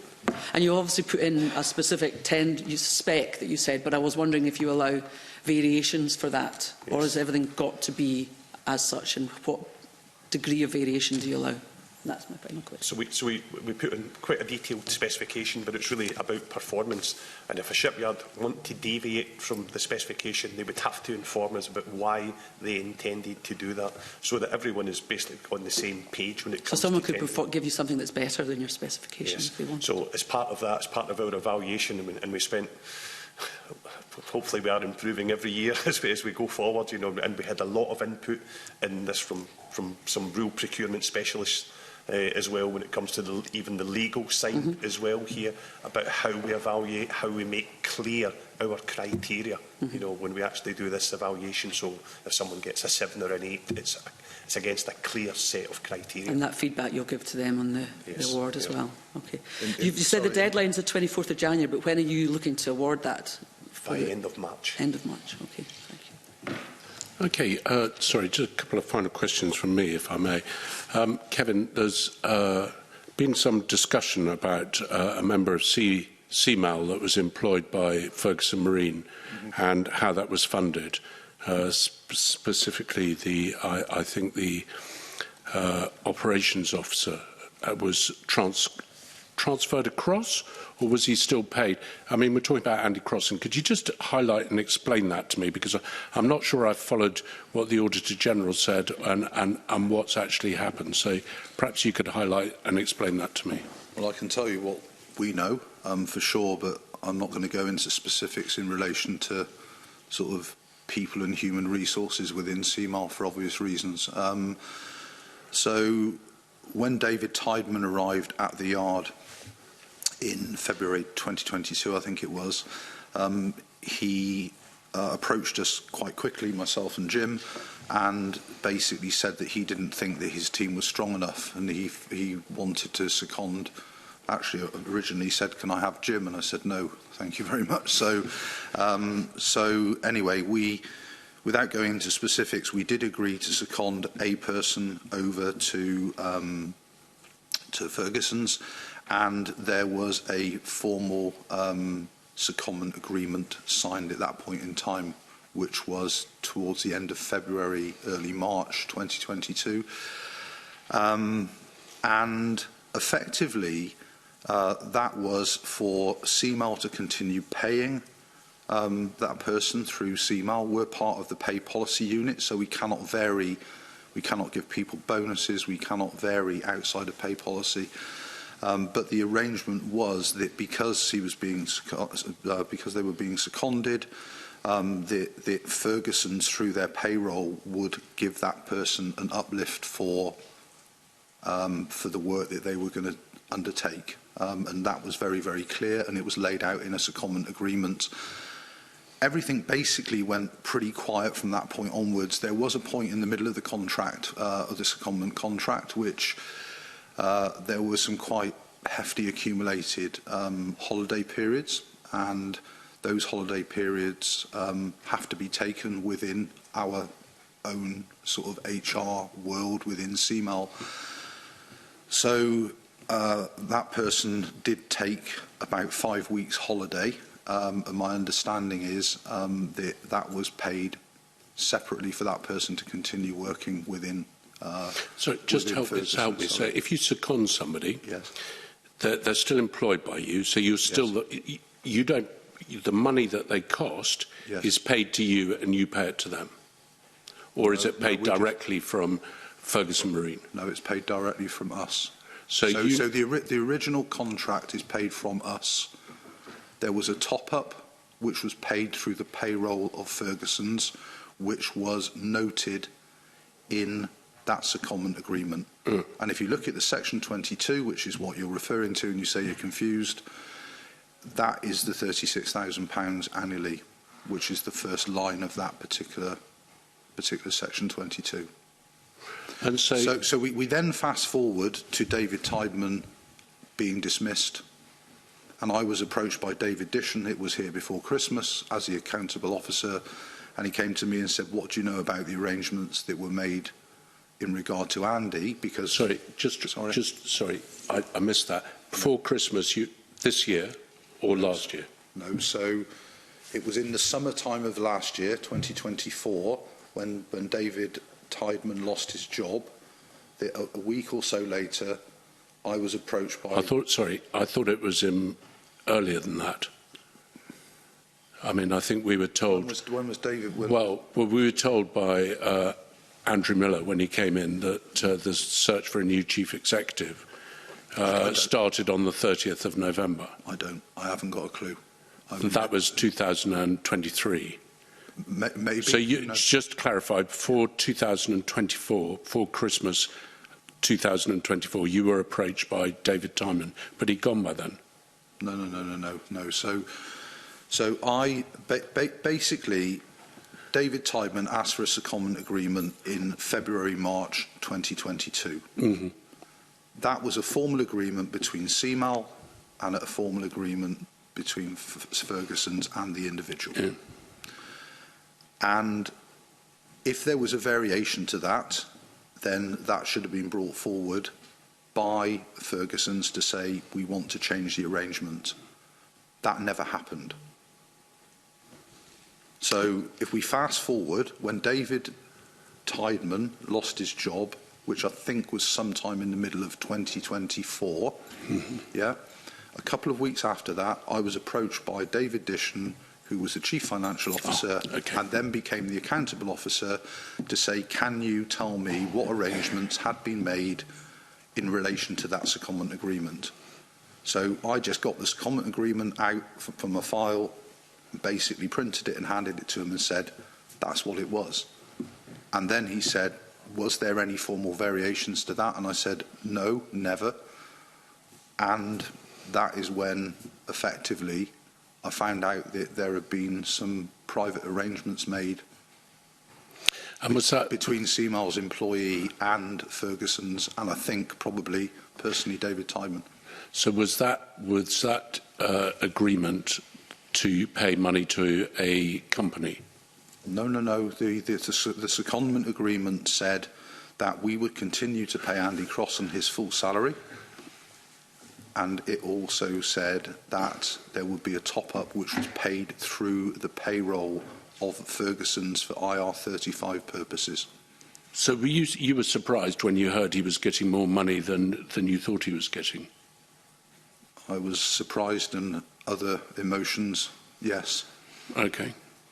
Let's just say I wasn't very happy, and when Jim found out about it, I don't think he was either. Okay. And where's Andy Crossan now? I don't know. When he left Ferguson's, he basically decided to retire.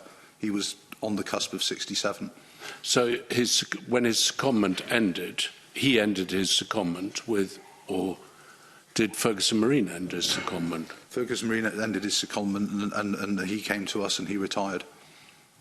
So he came back to you and then retired? Yeah. Well, came back to us. He didn't ever set foot in the office to work again, but no, he retired. It just seems a bit strange, and I can't really follow it. And I can't follow how that's all happened without anyone knowing it.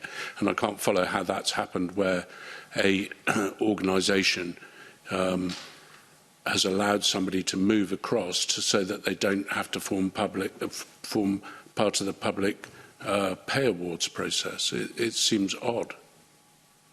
It was all completely documented and it was legally checked.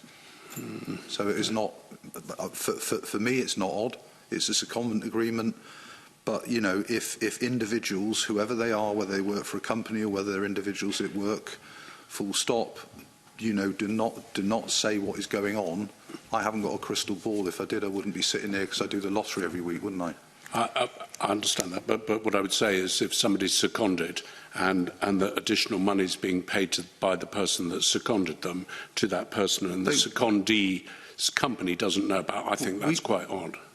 Well, so do we.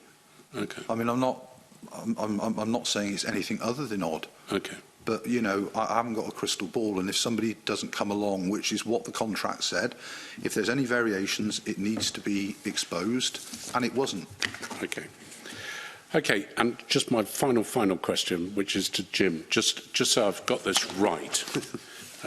What we've ended up with, and so I can clarify, is, first of all, I accept the point that Kevin Stewart's made that we've ended up with a better boat than we had before when it comes to serving Arran. But what we've ended up with, as I understand it, is a heavier ship that can carry less cargo and passengers, but can carry more cargo and passengers than it would normally do to meet the requirements, but would sit deeper into the water, which means that it can't get into other harbours and it uses more fuel and has a greater carbon output. Is that an accurate summary, or have I got that wrong? No, not completely accurate. Not completely. Just to go back to, you know, what we've achieved is 791 tonnes, which is more than adequate for the needs, not just for that route, for other routes. So the 791 tonnes, if we take what that ship can carry in the way of HGVs and fuel, it more than covers for the worst case at 3.45 metres draft. The original deadweight of the 877.93 I've got, or 95, wasn't achieved, but that included a degree of margin, which is always quite a sensible thing to actually put in. So the ship does everything it needs to do at the 791 tonnes. Okay, and so the comment then would be, if that had been known and that had been designed in and part of the original contract specification, other yards could have been considered into the tender, but they didn't do that. They had to work with the tender, and you've accepted a compromise, is what's happening. Everyone, obviously, when the original ITT went out, it asked for that same deadweight of all, and you know, we don't know if we've gone to another shipyard what we might end up with, you know. And again, it's the weight of a ship is so critical to estimate, and that's probably the hardest job of a naval architect, is to precisely to the kilogram before you've even started the job to actually to weigh the ship or to estimate the weight of the ship is so critical. Hence why you always allow for margin, which I think was the 10 tonnes. And I look forward to seeing whether the ones that are being built in Turkey are given the same leeway as the Glen Sannox has. And thank you at that stage. I think there's various bits of evidence that you've agreed to come back on, which would be very helpful for the committee. Thank you for giving evidence this morning, slightly longer than we anticipated. And what I'd like to do is suspend the meeting now for 5 minutes before we move on to the next item. Thank you. Thank you. Thanks, everybody.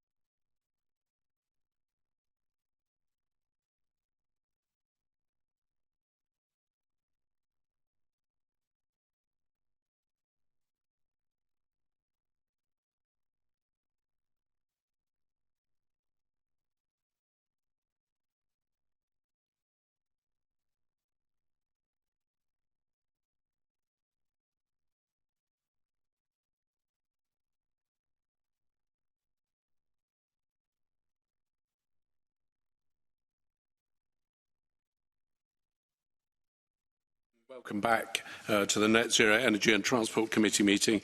We're now going to move on to agenda item 3, which is the Great British Energy Bill evidence session. This is our third item of business this morning, and it's on the legislative consent memorandum the Scottish Government have provided on the Great British Energy Bill, a UK Government bill at Westminster. The memorandum submitted on the 8th of August last year set out a holding position on whether the Scottish Government supported provisions in the UK bill and that go into devolved competence, and did not go into much detail at that stage. That was fairly understandable, as the bill was the bill was in early stages, and the Scottish Government have not provided substantive update to the committee and the Parliament needed in order to properly engage with the questions of consent in relation to this bill. Meanwhile, I think the bill has been proceeding through the UK Parliament, and time for the committee to report on the memorandum was beginning to run short. With this in mind, I invited the Scottish Government to give evidence today, despite not having the supplementary memorandum. However, I'm very grateful for the Acting Cabinet Secretary for providing an update about its position on the bill by letter after this invitation was made. And I'd like to say at this stage on record that I'm sorry we kept you waiting slightly, Cabinet Secretary, but the last session rang on. So I'd like to welcome Gillian Martin, the Acting Cabinet Secretary for Net Zero Energy, Emma Shepherd, the Unit Head of Public and Community Energy, Norman MacLeod, the Senior Principal Legal Officer, and Natalie Hakim, the Energy Engagement Team Leader for the Scottish Government. Cabinet Secretary, I think you want to make a short opening statement. Thank you very much, Convener. Happy New Year to you all. Thank you and the rest of the committee for inviting me here to discuss our approach to the UK Government's Great British Energy Bill and to discuss our reaction to the bill and some of the discussions that we've had with the UK Government on aspects of the bill. The UK Government have said that GB Energy has been designed to do 4 things. It's production, distribution, storage and supply of clean energy, reduction of greenhouse gas emissions from energy produced from fossil fuels, improvements in energy efficiency and measures for ensuring the security of supply of energy. And many of the objectives of the bill, particularly in the production of clean energy, are already commercially underway in Scotland, and I'm keen to investigate how Scotland can benefit given our current advanced status as a green energy producing nation. We already have a very strong pipeline of clean energy and a growing supply chain. We're at the forefront of floating offshore wind development and have a depth of knowledge and experience on community and local energy. So to date, I've had very positive discussions with the UK Government about the role of GB Energy and how it will dovetail with our already well-established activity, communities and sectors. And these positive discussions are framed by the joint vision statement that I signed with the Secretary of State in summer of last year, late summer of last year, which commits the Scottish and UK governments alongside our public bodies to work together and maximise the public benefit of GB Energy's activities in Scotland. The bill itself provides a statutory basis for Great British Energy as a publicly owned and operationally independent energy company, and the bill will give the UK Government Secretary of State the ability to provide financial assistance to GB Energy and enabling GB Energy to become operational. So since our legislative consent motion was tabled in August, my officials and I have been in a lot of discussions with the UK Government on the bill, and I'm grateful to my UK Government counterparts for the positive tone of these discussions. We are broadly supportive of the bill. We're working closely to ensure that it delivers for the people of Scotland, but there had been two clauses that we had issues we wanted to iron out with them. Our negotiations focused particularly on Clause 5, subsection 4 concerned the level of engagement with Scottish ministers required from the UK Secretary of State when preparing a statement of strategic priorities for Great British Energy, and I'm keen to ensure the bill contains proper recognition of devolved interests and ensure that Scottish Parliament has opportunities to scrutinise matters within its competence. And I'm pleased to say discussions have progressed very well, and I've emphasised to the UK Government the importance of tabling the relevant amendment in a timely manner, not least to allow us to give consent and to allow this committee the opportunity for scrutiny, allow the Scottish Parliament to sufficiently scrutinise the bill and will lodge a supplementary legislative consent memorandum after the UK Government have tabled the amendments that we have been negotiating on. So I will continue to work with counterparts in the UK Government as plans for the GB Energy progress, not just in the bill but after it passes as well, and look forward to answering your questions today. Thank you very much, Cabinet Secretary. And I should point out that the committee has written to the UK Government asking if they'd like to give evidence to this committee. I'm sure they'll be listening, or somebody will be listening on their behalf. And I'm sure when you speak to them, given the cordial relationship that you have, you'll be suggesting that it will be an excellent idea. So on that basis, I'm going to start off with the first question, Cabinet Secretary. In the LCM, you said that the supplementary LCM would be lodged, and you've referred to that today, based on further analysis. Can you actually give the committee some detail of what the analysis is and what's been carried out by the Scottish and UK Government? And can you clarify what each government would be responsible for? So the main issue that I had to bottom out with UK Government ministers was that initially the Scottish Government ministers would only be consulted in the strategic priorities of GB Energy and not asked to give consent. Now, given that so much of this bill and the activity of GB Energy would be in devolved areas that we actually have the powers, we thought it was particularly important that consent was given. It took a wee while to go back and forth around this, but I'm very confident that we have reached a point where the UK Government are satisfied that that's the type of amendment that... Now, I haven't seen the amendments, they've not obviously been tabled, but should things go in a direction that I hope they will, and I certainly have had exchanges of letters between myself and Minister Michael Shanks to the effect that our concerns are being dealt with, we will be happy to give our consent to that. So we had discussions around that. We had very constructive engagement around the bill. There is now an understanding that it is important for two reasons that we are asked to give consent, because if we're asked to give consent as well, then you obviously as a committee have the opportunity to scrutinise us as to why we are giving consent to things or why not. Okay, and that's slightly where I have some concerns, is the timescale for this, is that even if you decide not to give consent, the committee, if it's going to have some effect on the powers of the Scottish Parliament, have a right to look at the bill. And can you assure me that the committee are going to have more than enough time to consider the supplementary LCM before it's rushed through the UK Parliament and we get sidelined? Yeah, so there's two elements to that. This is about the consent for strategic decisions around GB Energy's operations in Scotland was the issue in the actual bill that we wanted to bottom out, not consult, but consent. And then, of course, there's the actual legislative consent for the bill itself. We have, once the amendments are lodged by the UK Government, now at the moment I think it's with the Lords, and once that has come through the Lords, we will then see what the UK Government are putting forward by way of amendments to Clause 5 and one for Clause 6 as well, which I'll maybe go on to talk about because it's also an area that we had discussions. We will put our supplementary LCM in place as soon as we see those amendments. If they are the way, in the shape that we hope they will be, it'll be a very quick process, and we will, because we want to give you as much time as possible. And, Cabinet Secretary, you will have gamed this out, no doubt, to work out how much time you are going to give us. How much time do you think you will give the committee a chance to look at the LCM and the supplementary LCM once the amendment's been laid? A week, 2 weeks, a month?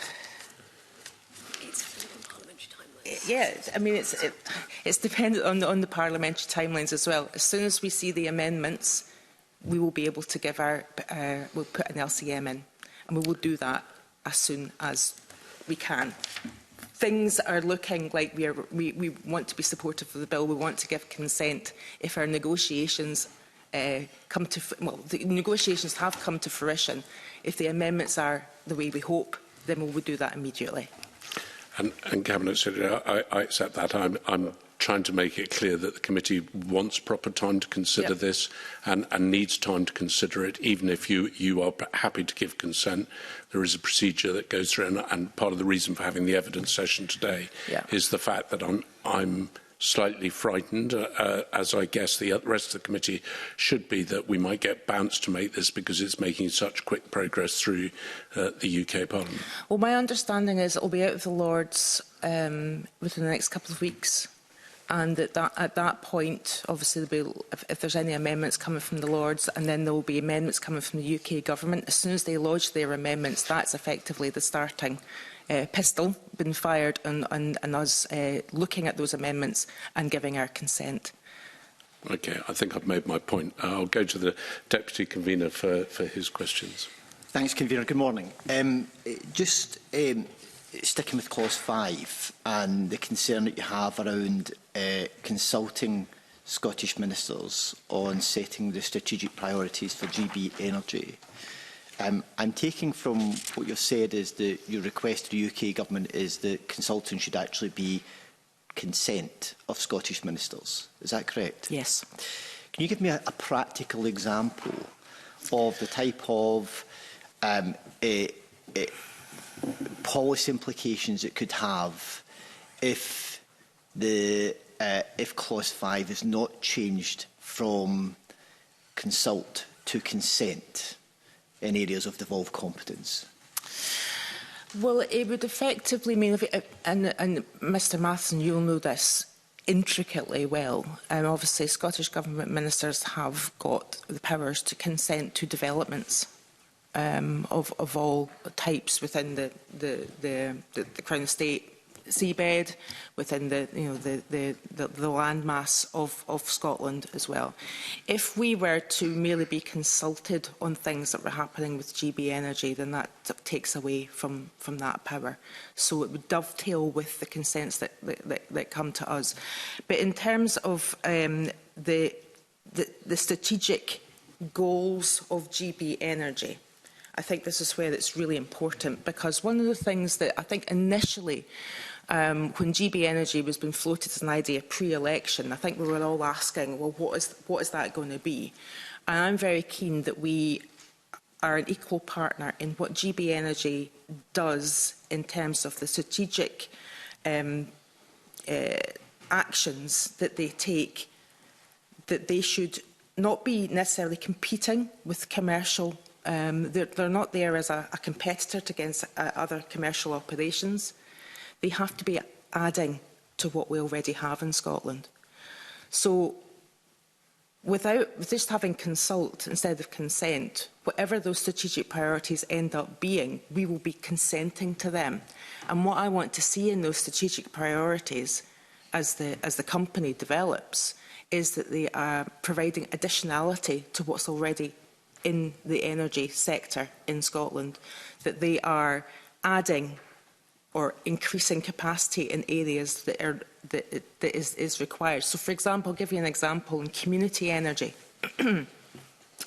I was very keen that in community energy, that whatever GB Energy were doing in that space didn't reinvent the wheel. We've already got Community and Renewable Energy Scotland in Scotland, which is an organisation that was set up by the Scottish Government. I didn't want to see like another body. I think it's very confusing for that. It'd be confusing for the public. I didn't think there was any need. So I was able to discuss that with Michael Shanks as to how we could actually work together, so that when things that GB Energy are doing and funding implications of what they're doing, where we've already got vehicles for that type of activity, that we would actually be able to use those organisations within Scotland and add the funding to their capacity, rather than having separate entities set up that were badged with GB Energy.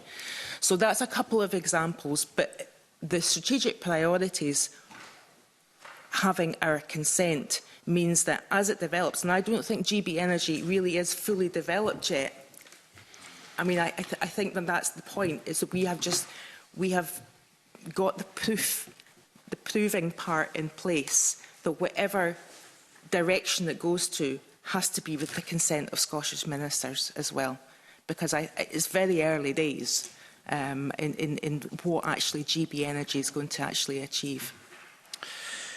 So maybe just to pick up on that then, so I'm clear in my understanding of this. So, and I agree with you in terms of GB Energy, notwithstanding its 4 strategic objectives, I think there is still some uncertainty about what exactly you're trying to replace or add value to within the existing market. So, and that is still somewhat confusing to me.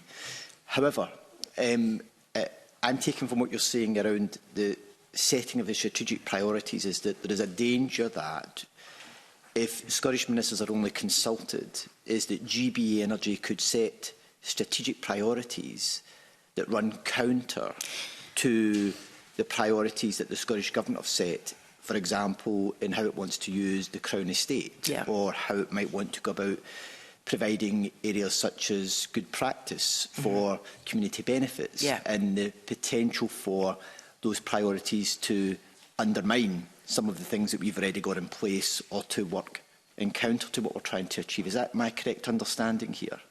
Yeah, those examples, but other examples as well. And I think it was really important, given the maturity of the sector in Scotland with renewable energy and particularly community energy as well, that we were actually able to work as a helpful partner, actually, because we've already done quite a lot of the things that I think that are being tabled as maybe just not as mature in other parts of the UK. And again, there was the reinvention of the wheel aspect of things. Don't reinvent the wheel. We've already got organisations, we've already got strategies, we've already got priorities here. I'll give another example. One of the questions I did ask early on, which was in my mind, I didn't want a situation where GB Energy projects would be able to leapfrog any commercial projects and getting grid connection, for example. You know, there was a question I asked very early on, because we've obviously got organisations that are waiting for grid connection. And that's the major investment driver for projects that are already underway. And I was given assurance that that would not happen. So things like that's another practical example. I wanted to have, like, parity of developments. The types of energies that happen in Scotland, of course, we have got areas that are quite nascent technologies. This is where I see GB Energy potentially could be helping the Scottish Government to close the gaps in some of the nascent technologies that need government support as they come to commercial fruition. Wave and tidal, for example. I don't think anyone's saying that there's not enough wind opportunities in Scotland. We have got the commercial round of ScotWind, we've got onshore wind, but in wave and tidal, which are still at that very early stage, not in technology terms, the technology is proven, but in commercial and scaling, I think there's a real opportunity for the direction in Scotland to maybe concentrate on some of that areas where you would expect a public body to be, I suppose, lifting them up and assisting them to reach commercial maturity in the way that wind has. So I think consent, for me, was important in that equal partnership relationship. I think it's actually a good thing for the UK Government as well to have our consent, because we are so far ahead in terms of the renewable sector in Scotland and the work we've done in the Scottish Government, that we know where the gaps are and we know where we need that added value, so we can work as an equal partner in helping them set out the strategic priorities in Scotland when they're operating in Scotland. Okay. Well, I think it's very clear GB Energy is an evolving body or organisation. As I say, I think there are some areas where the public sector, and actually in Wave and Tidal, we do give some support as it stands at the present moment, but commercialisation is a challenging environment for them because of the cost base associated with it. But it'll be interesting to see whether that's the objective that GB Energy eventually has in trying to help to commercialise some of these emerging technologies. Can I ask you then, do you have formal agreement with the UK Government that they will shift from consult to consent in clause 5 of the bill? We have an agreement, and I just wait to see the wording of the amendment before I can absolutely lodge that LCM. But we have an agreement that has been taken on board. Okay, so in principle it's been agreed to? In principle. Yeah. Okay, thanks. Agreed to without the writing, I think, is what we're being told. Bob. Bob, I think you wanted to follow up on this. Yeah, I just wanted to check. I was going to look at clause 5 in the bill as currently written, and I see that part 3 talks the Secretary of State must lay a copy of the statement and any of revised or replaced statements before Parliament. So I just got me thinking about we could get agreement from the UK Government over the current set of strategic priorities as the bill comes into force, and the Scottish Government has to agree to that as it relates to devolved matters. But there'll be, the Deputy Premier talked, this is an evolving situation, and in 18 months' time, or 2 years' time, or 3 years' time, the UK Government may reset its strategic priorities. Is the Cabinet Secretary of the Scottish Government's position that this is not a one-off consenting process for strategic priorities, but within this section on an ongoing basis? So that's effectively what I mean by future-proofing, because it is a company that has been set up, so a publicly owned company that's been set up. They've highlighted their kind of like 5 strategic priorities at the moment, but they're very, very wide. And as those strategic priorities are developed, we want to be giving our consent to them as it evolves. There's also clause 6 as well, if I may, enables the Secretary of State to give direction to GB Energy. And at the moment, it said that the Secretary of State should consult GB Energy and such persons as the Secretary of State considers appropriate. We actually have asked for the assurance that the Scottish Government will be specifically included in that list. And that's another area in which we have reached agreement. Right, okay. I don't doubt the goodwill on both sides, but the Cabinet Secretary talk about future-proofing, of course, but strategic priorities are set out at a very high level, and then they'll become regionalised, localised, sector-specific. They will have reality on the ground, there'll be practical implication on the ground across a range of devolved areas, hopefully in a positive way, but agreeing to high-level strategic priorities may become very detached from what actually then happens on the ground with decision-making. So what confidence do you have that the Scottish Government will remain equal partners in this process once agreement has been sought and secured from the Scottish Government in relation to the high-level strategic priorities? And that brings us back nicely, I think, to clause 6, which talks about direction to GB Energy, where the Scottish Government may think the direction in the future may be at odds with the high-level priorities the Scottish Government has signed up to.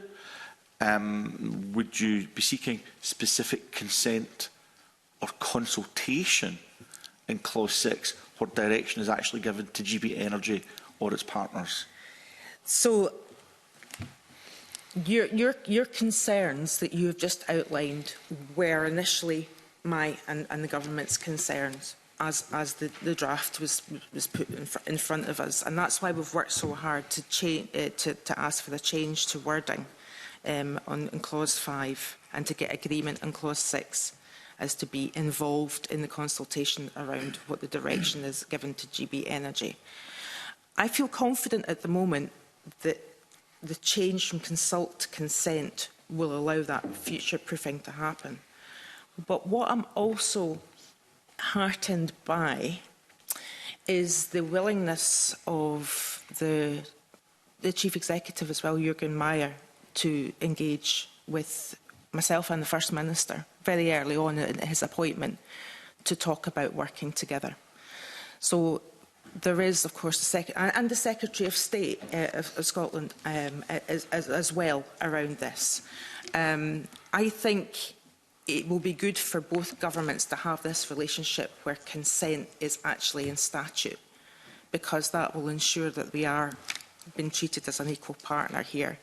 But I also think that there is a recognition that the Scottish Government, and particularly with what we have done with regards to the work with the Crown Estate on ScotWind, etc., and our onshore wind sector deal, and our hydrogen strategy, are really quite well ahead, and and in community energy, actually, with CARES, are not just an equal partner, but actually, I hope, a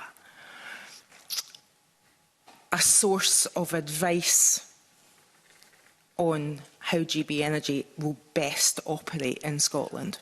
And I certainly get that feeling from speaking to Jürgen Meyer, the CEO, and I have offered that, well, I've offered that expertise and discussion throughout the process of GB Energy to the ministers as well.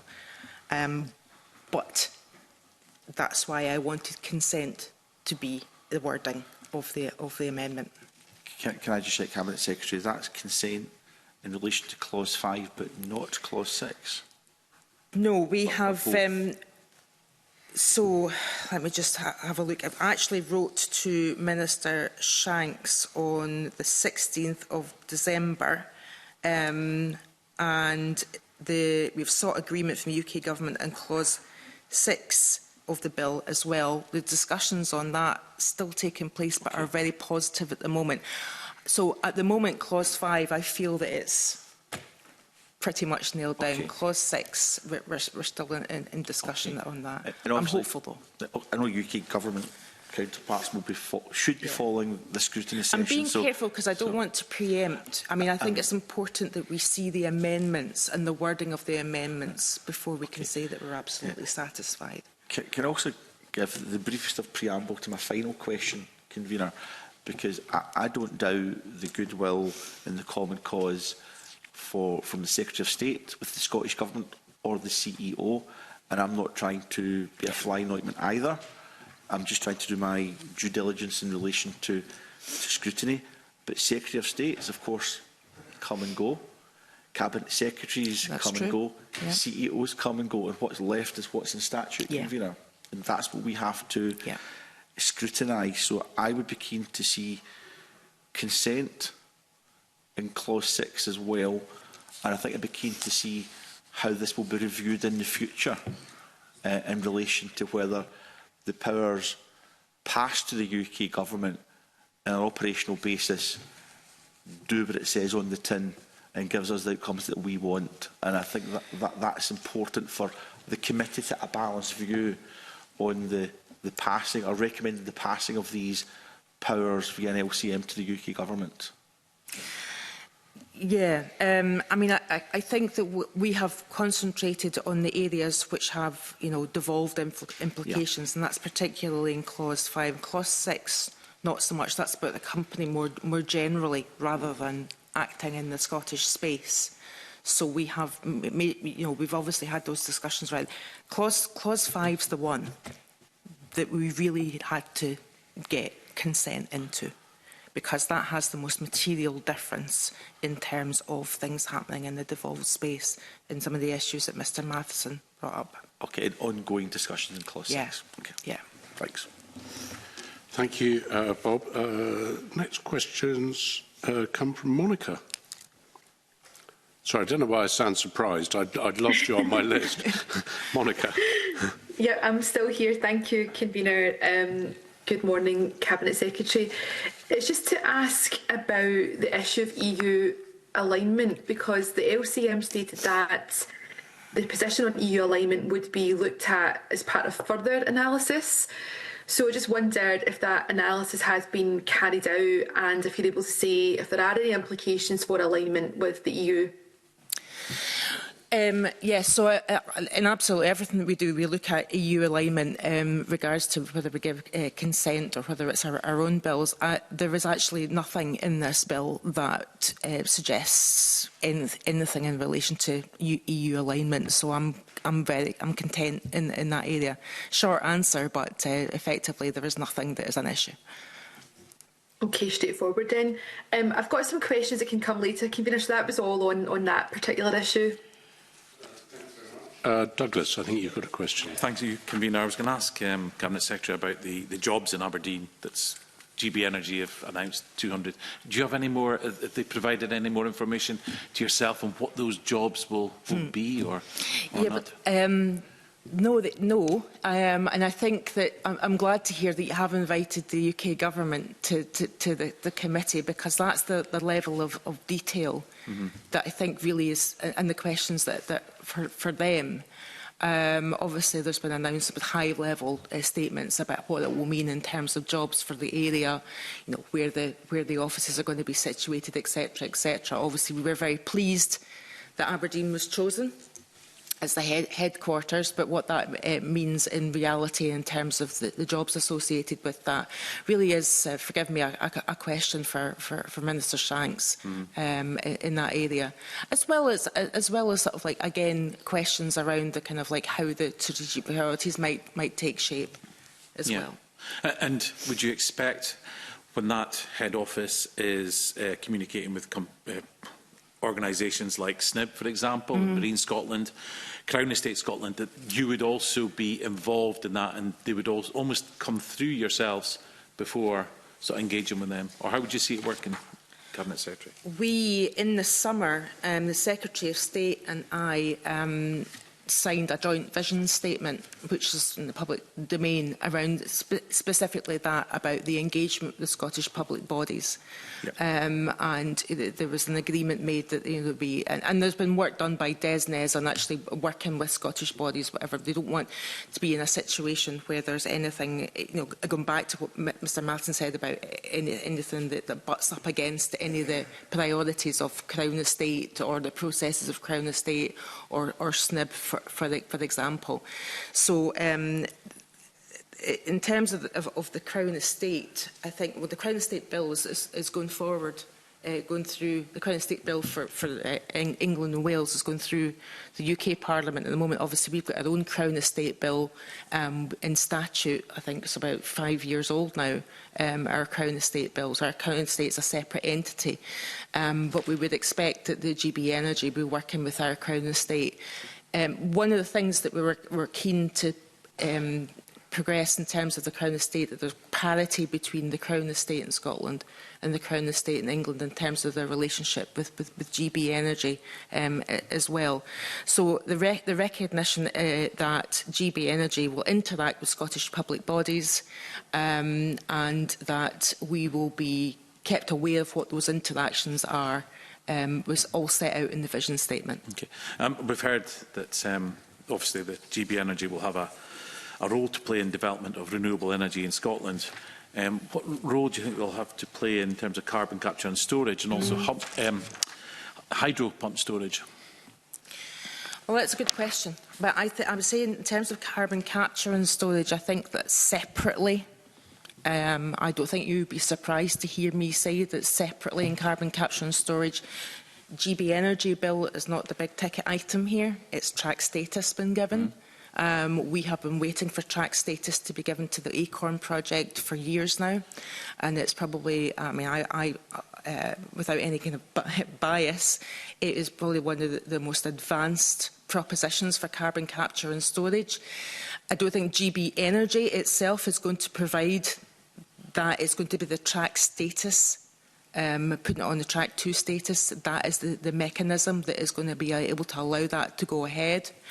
Again, I think this is a question that you might want to ask UK government representatives in front of you about where they see their role with carbon capture and storage. My understanding, though, is that GB Energy is about energy generation rather than carbon capture and storage. But in hydro, I think you make a very good point. I mean, hydro is one of the areas I believe personally that we could be doing an awful lot more on in Scotland. Again, I don't know whether that's in a GB Energy space or in more of a kind of looking at how hydro has been supported more generally by the UK government. You know, there's a lot of hydro has maybe not had the support more generally from the UK government to flourish and grow in a way that it should have. Whether that's for GB Energy or not, I don't know. I think they're going to be more project-based. And again, if there's a role for them there in projects to do with hydro, again, that's a question for them. I'd say that there's an awful lot more capacity in hydro in Scotland than they're already realising. So maybe that's an area that they might want to look at. But again, a question for them, I think. Yeah. And in terms of CCUS, do you think they maybe have a role to play in terms of setting up a market for carbon? Maybe that's where they could maybe add a little bit of value. That's not something that's been mentioned in my discussions. Okay. Again, I think CCUS, I think is separate. I haven't had those discussions about CCUS. My discussions have been around the priorities that the leaflet laid out. It's about energy generation. But I am glad that you have brought this up, because it gives me the opportunity to say yet again on record that carbon capture, storage and utilisation and storage in Scotland has got huge potential, but we need that track status because it's another real area of economic growth, but also the capturing of carbon helping us to get to net zero has always been said in all the reports that have come from the Committee for Climate Change, is that CCUS is a fundamental part of that has to happen. And last question I had, Convener, is we know that GB Energy will not supply electricity directly to households. No. So will the Scottish Government revive their plans to have a public energy company? We looked at what was required in terms of the legislation around that. It's not something that we're able to do at the moment with the current devolution settlement. Thanks, Convener. Great. Mark, you've got some questions. Yeah, thanks. You mentioned Crown Estate and Crown Estate Scotland Cabinet Secretary, and I'm just interested in exploring what that partnership working might look like. I mean, would it effectively be a carbon copy of the relationship that GB Energy has with the Crown Estate? Would that be similar with Crown Estate Scotland? Is there detail on that at the moment? What does that partnership working? What would it potentially look like? So, obviously, the Crown Estate in Scotland, separate legal entity, separate bill, you know very well, Mr Ruskell, associated with that. They're looking at the Crown Estate in England and Wales to modernise that so that it can be in a position to act, I imagine, more like the Scottish Crown Estate. You know, they've looked at what we've done, presumably, with ScotWind in that respect, and that the Crown Estate in England and Wales maybe isn't is needed. So they're looking specifically at that. From my understanding, and it's been the Deputy First Minister that has been negotiating more on the Crown Estate bill with the UK government in that. The Crown Estate have asked us to ensure that there's parity, you know. But we need to look very carefully about what actually ends up being in the Crown Estate bill for England and Wales in terms of things like borrowing powers. Because, you know, that would have implications for the limit on our borrowing powers. So that is something that the Deputy First Minister is working with. We always would look at review. We would always be looking to see if the Crown Estate legislation in Scotland was fit for purpose, and reviewing the governance and the operating model to make sure that it's fit for purpose as, you know, things progress, and optimising that role and value creation. But at the moment, our view is that we should be keeping an eye on the legislation that happens with regards to the Crown Estate in England and Wales. Making sure that if there's anything that happens in that bill, that we look to our legislation to see if there's anything that happens in that bill that maybe we would like to perhaps look at and adopt here. At the moment, we don't know. I think it's getting its. I think it's getting a reading tomorrow. Am I right? It's definitely upcoming. So, right. And the Deputy First Minister is leading on that. Yeah. But I mean. So just sorry. Can yeah. Would you anticipate then any changes to our legislation that would be needed in the short to medium term? Well, all I can say, there isn't potentially a situation where there's a more attractive investment proposition in England because of new powers of the Crown Estate, and then we're playing catch up with Crown Estate Scotland due to the borrowing powers limitations that currently exist. I'm just trying to understand if there's if there are some risks here, and if there are, then how quickly could those be I don't think there are any risks. I mean, the programme for government already has, and I've got it here, reviewing the Crown Estate's governance and operating model to ensure that it optimises its unique role in value creation and growing sustainable welfare Scotland through delivering the supply chain side for offshore renewable energy expanses. That's not going to need necessarily any legislative change. That's about governance and operating model as well, and working with them in that area. It's quite a complex situation with regard to giving borrowing powers. We don't have the powers to give them borrowing powers. If borrowing powers are given to the Crown Estate in England and Wales, then we would need to have a discussion about what that meant for our Crown Estate, if they wanted to go down that same route. Because at the moment, would that mean that there's what we prefer is any funding arrangement around any activity and funding associated with the Crown Estate came to Scotland. You know, that's what we're looking for in terms of parity. We don't want to be losing out in terms of any funding. Field, really, it's a level playing field. Yeah. Okay. But as I say, Deputy First Minister specifically, and Mary Goujon as well, who has responsibility for the Crown Estate, leading on that at the moment. So it's, again, GB Energy Bill doesn't really have much in terms of the Crown Estate, but it's the Crown Estate Bill that's going through the UK Parliament that does.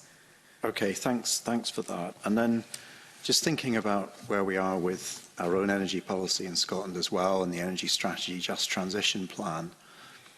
I mean, is that, in its draft form, is that well aligned with the objectives of GB Energy? If GB Energy fed into the Energy Strategy Just Transition Plan, is there a need to update it now on the back of GB Energy coming into some form of existence, or is everything actually quite well other aligned things anyway? Because so the GB Energy is a consideration. There's more than just that, though. We've got a new UK government that has very quickly been quite active in the energy space, particularly around things, again, in consultation with us, and we've had these discussions around things like community benefits. We have long been calling for the mandating of community benefits and the consultation with the public having guidelines associated with that. Now, we're doing our own, because we're not waiting for the UK government, but we want to work with the UK government in any of the plans that they might have in mandating all of that.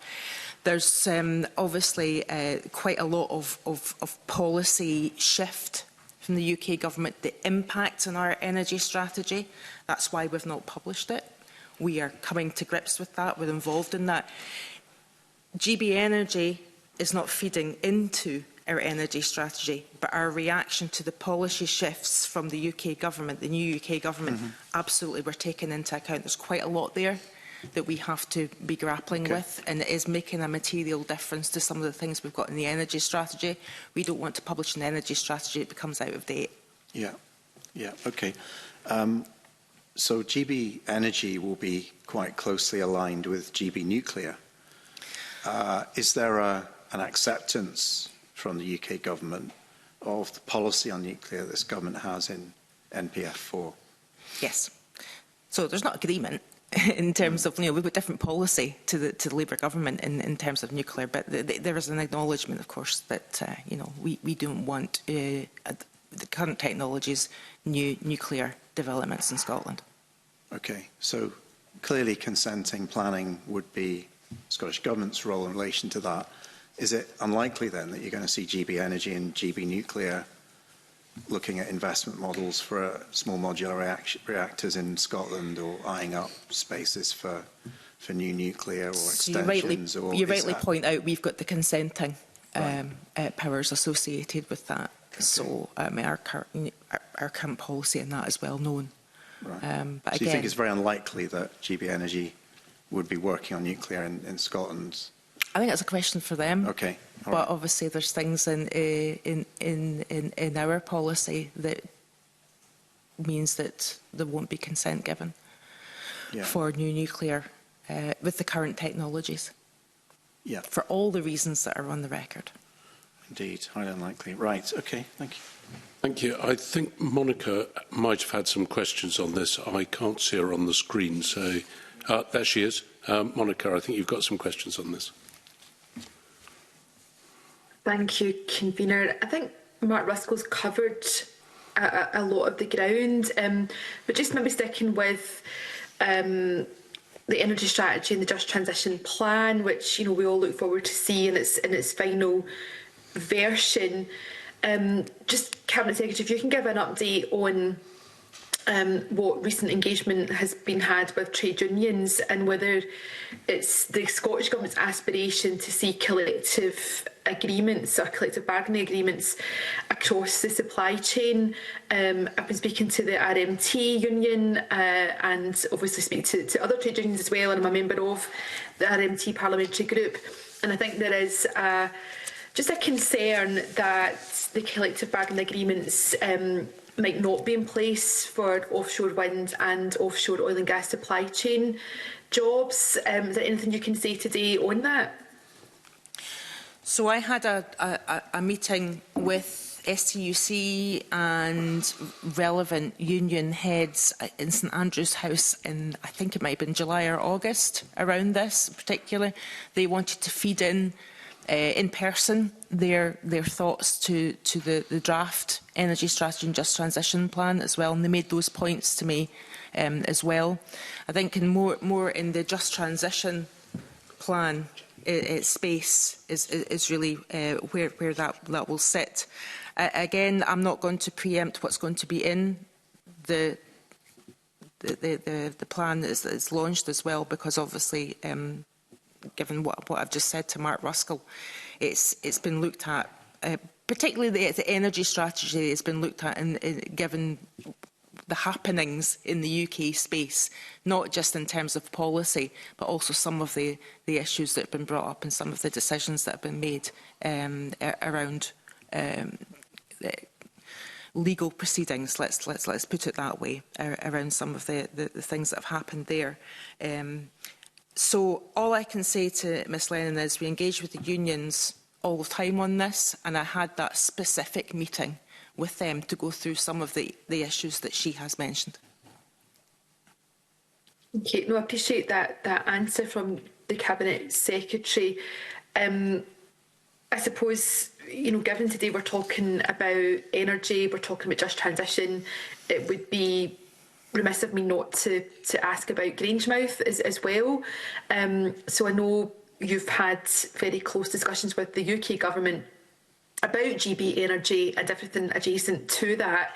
Now that we're into 2025, is there anything you can update us on in terms of the future of the Grangemouth refinery, the jobs and the supply chain there? And has there been anything discussed in terms of GB Energy and related work that could, I suppose, give some fresh hope to the workforce and the community? So I had a meeting yesterday with the Secretary of State and representatives from Pretor Ineos. They are obviously they are going into stage 2. Their consultations with the workforce. They're starting to have one-to-one meetings with members of the workforce that they have, particularly those that they've not been able to redeploy.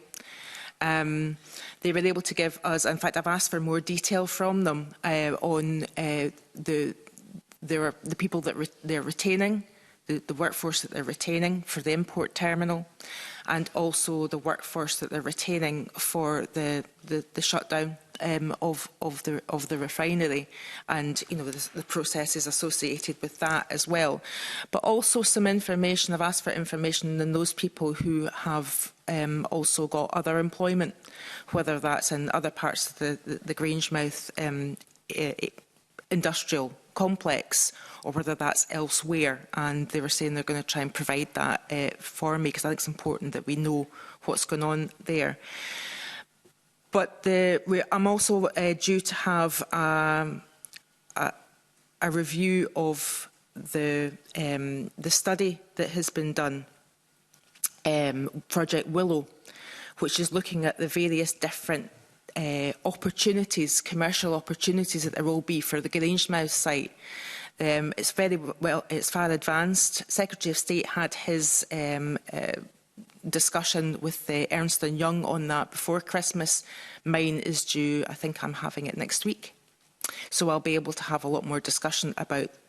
And then once that review and that study is published, it's our aim to work with the UK Government, Petro Ineos, but also any potential investors that we have in the UK and Scotland on some of the opportunities that there will be for that site.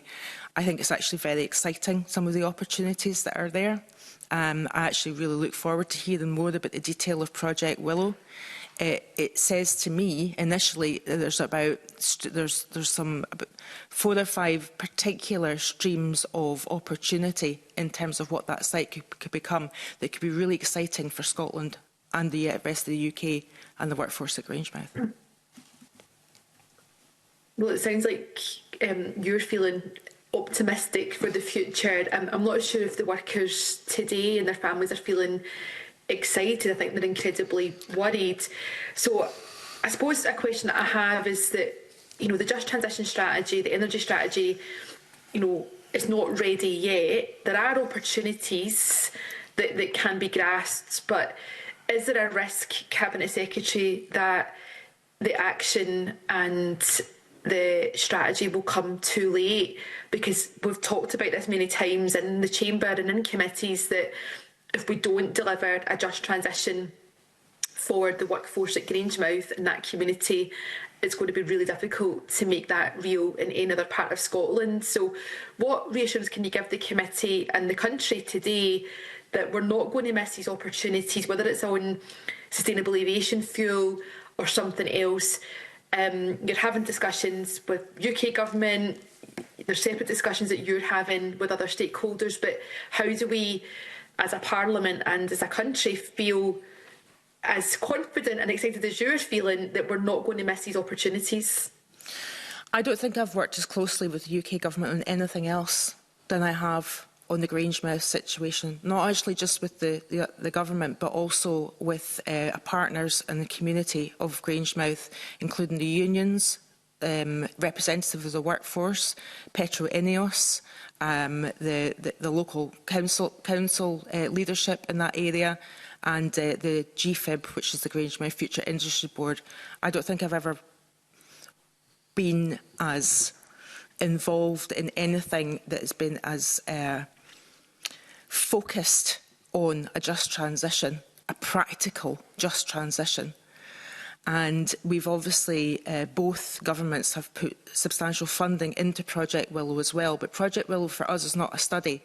It is a commercial opportunity that we want to encourage investors to come in and look at seriously with a view to the Grangemouth refinery site becoming something that will be sustainable and run into the future and bring massive economic benefit to the country. I've given quite a lot of leeway on this. I want to try and focus back into the legislative consent memorandum, and I hope you'll understand that, Monica. I understand that, but I do want to answer Mr. Absolutely. I'm sure you want to take the opportunity, and I'm sure people want to know the answer, but I've got to focus back on the legislative consent motion. Monica, is there any further questions on that motion that you want to raise? No, just to say thank you, Convener, for your leeway, and to the Cabinet Secretary. Given it's our first day back, I mean, I think there is massive interest. We can't talk about energy and just transition without thinking about Grangemouth. So perhaps the Government will think about bringing forward proposals to the Bureau for a debate in the Chamber very soon. Thank you. And I'm sure you've done your advertisement well for that, Monica. Kevin, I think you've got the last question. Thank you, Convener, and good morning, Cabinet Secretary. You said all of this is early days. I'm going to take you back to earlier days. Not that much earlier, but the 8th of October 2024, when it was stated that there would be 1,000 jobs at the Aberdeen HQ of GB Energy. And 44 days later, at Westminster Committee, Jürgen Meyer said that there will be 200 to 300 jobs. That was on the 20th of November, which is a big loss from the 1,000 that was first said. He also said at committee, we have not yet completed what we think the workforce plan is going to be. Have you had discussions with GB Energy, with the Secretary of State, with the Minister for Energy, with Mr Meyer, around about the workforce plan and what that means for Aberdeen? Specifically on the numbers that you suggest, I have not had discussions around that. Obviously, they have said that there is going to be the employment at the levels that they have projected, and obviously Douglas Lumsden mentioned that as well. I think that's a question for them. Have they overstated the amount of jobs associated with GB Energy? But given that GB Energy, the priorities is going to be the projects, I think it's actually quite difficult to put a number on the employment that's going to come from GB Energy. I think it's a really difficult thing to do. So, you know, what are the jobs associated? What were the 1,000 jobs? What were the 200? What are the 200 jobs? Are the 200 jobs associated with the operation of the company, or are they associated with the projects? Forgive me, Mr. Stewart. I mean, that's questions that I have as well, I think I really hope that the UK government do take the opportunity to come and speak to the committee about this kind of detail. I hope they do too, Cabinet Secretary, because I think everyone out there, particularly folks in Aberdeen, want to know that detail, and I hope you will join me in asking those questions of these folks as we move forward. I want to move on to the strategic priorities, which I think are extremely important. Many of those priorities fall into devolved areas. The Scottish Government already has put hydrogen forward as a priority, and yet I've seen very little from GB Energy or in the bill around about hydrogen. Can I maybe push you to maybe give us an idea of what, if any, discussions have been had around about hydrogen and how Scotland will play a part in terms of GB Energy's move forward in that front, please? I'm giving some leeway on the basis that... I can give a concise answer. My discussions with the UK on hydrogen have not been in the space of GB Energy. They have been around the export infrastructure for hydrogen. How are we going to get hydrogen from Scotland in particular, who is going to be a major producer of green hydrogen, to our customer base, which is largely going to be Germany?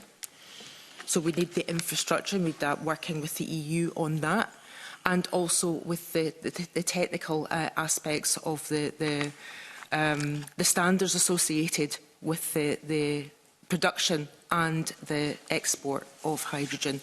So they've not been specifically on hydrogen projects. Now, if GB Energy wants to do hydrogen projects, so again, that's a question for them, how they might do that.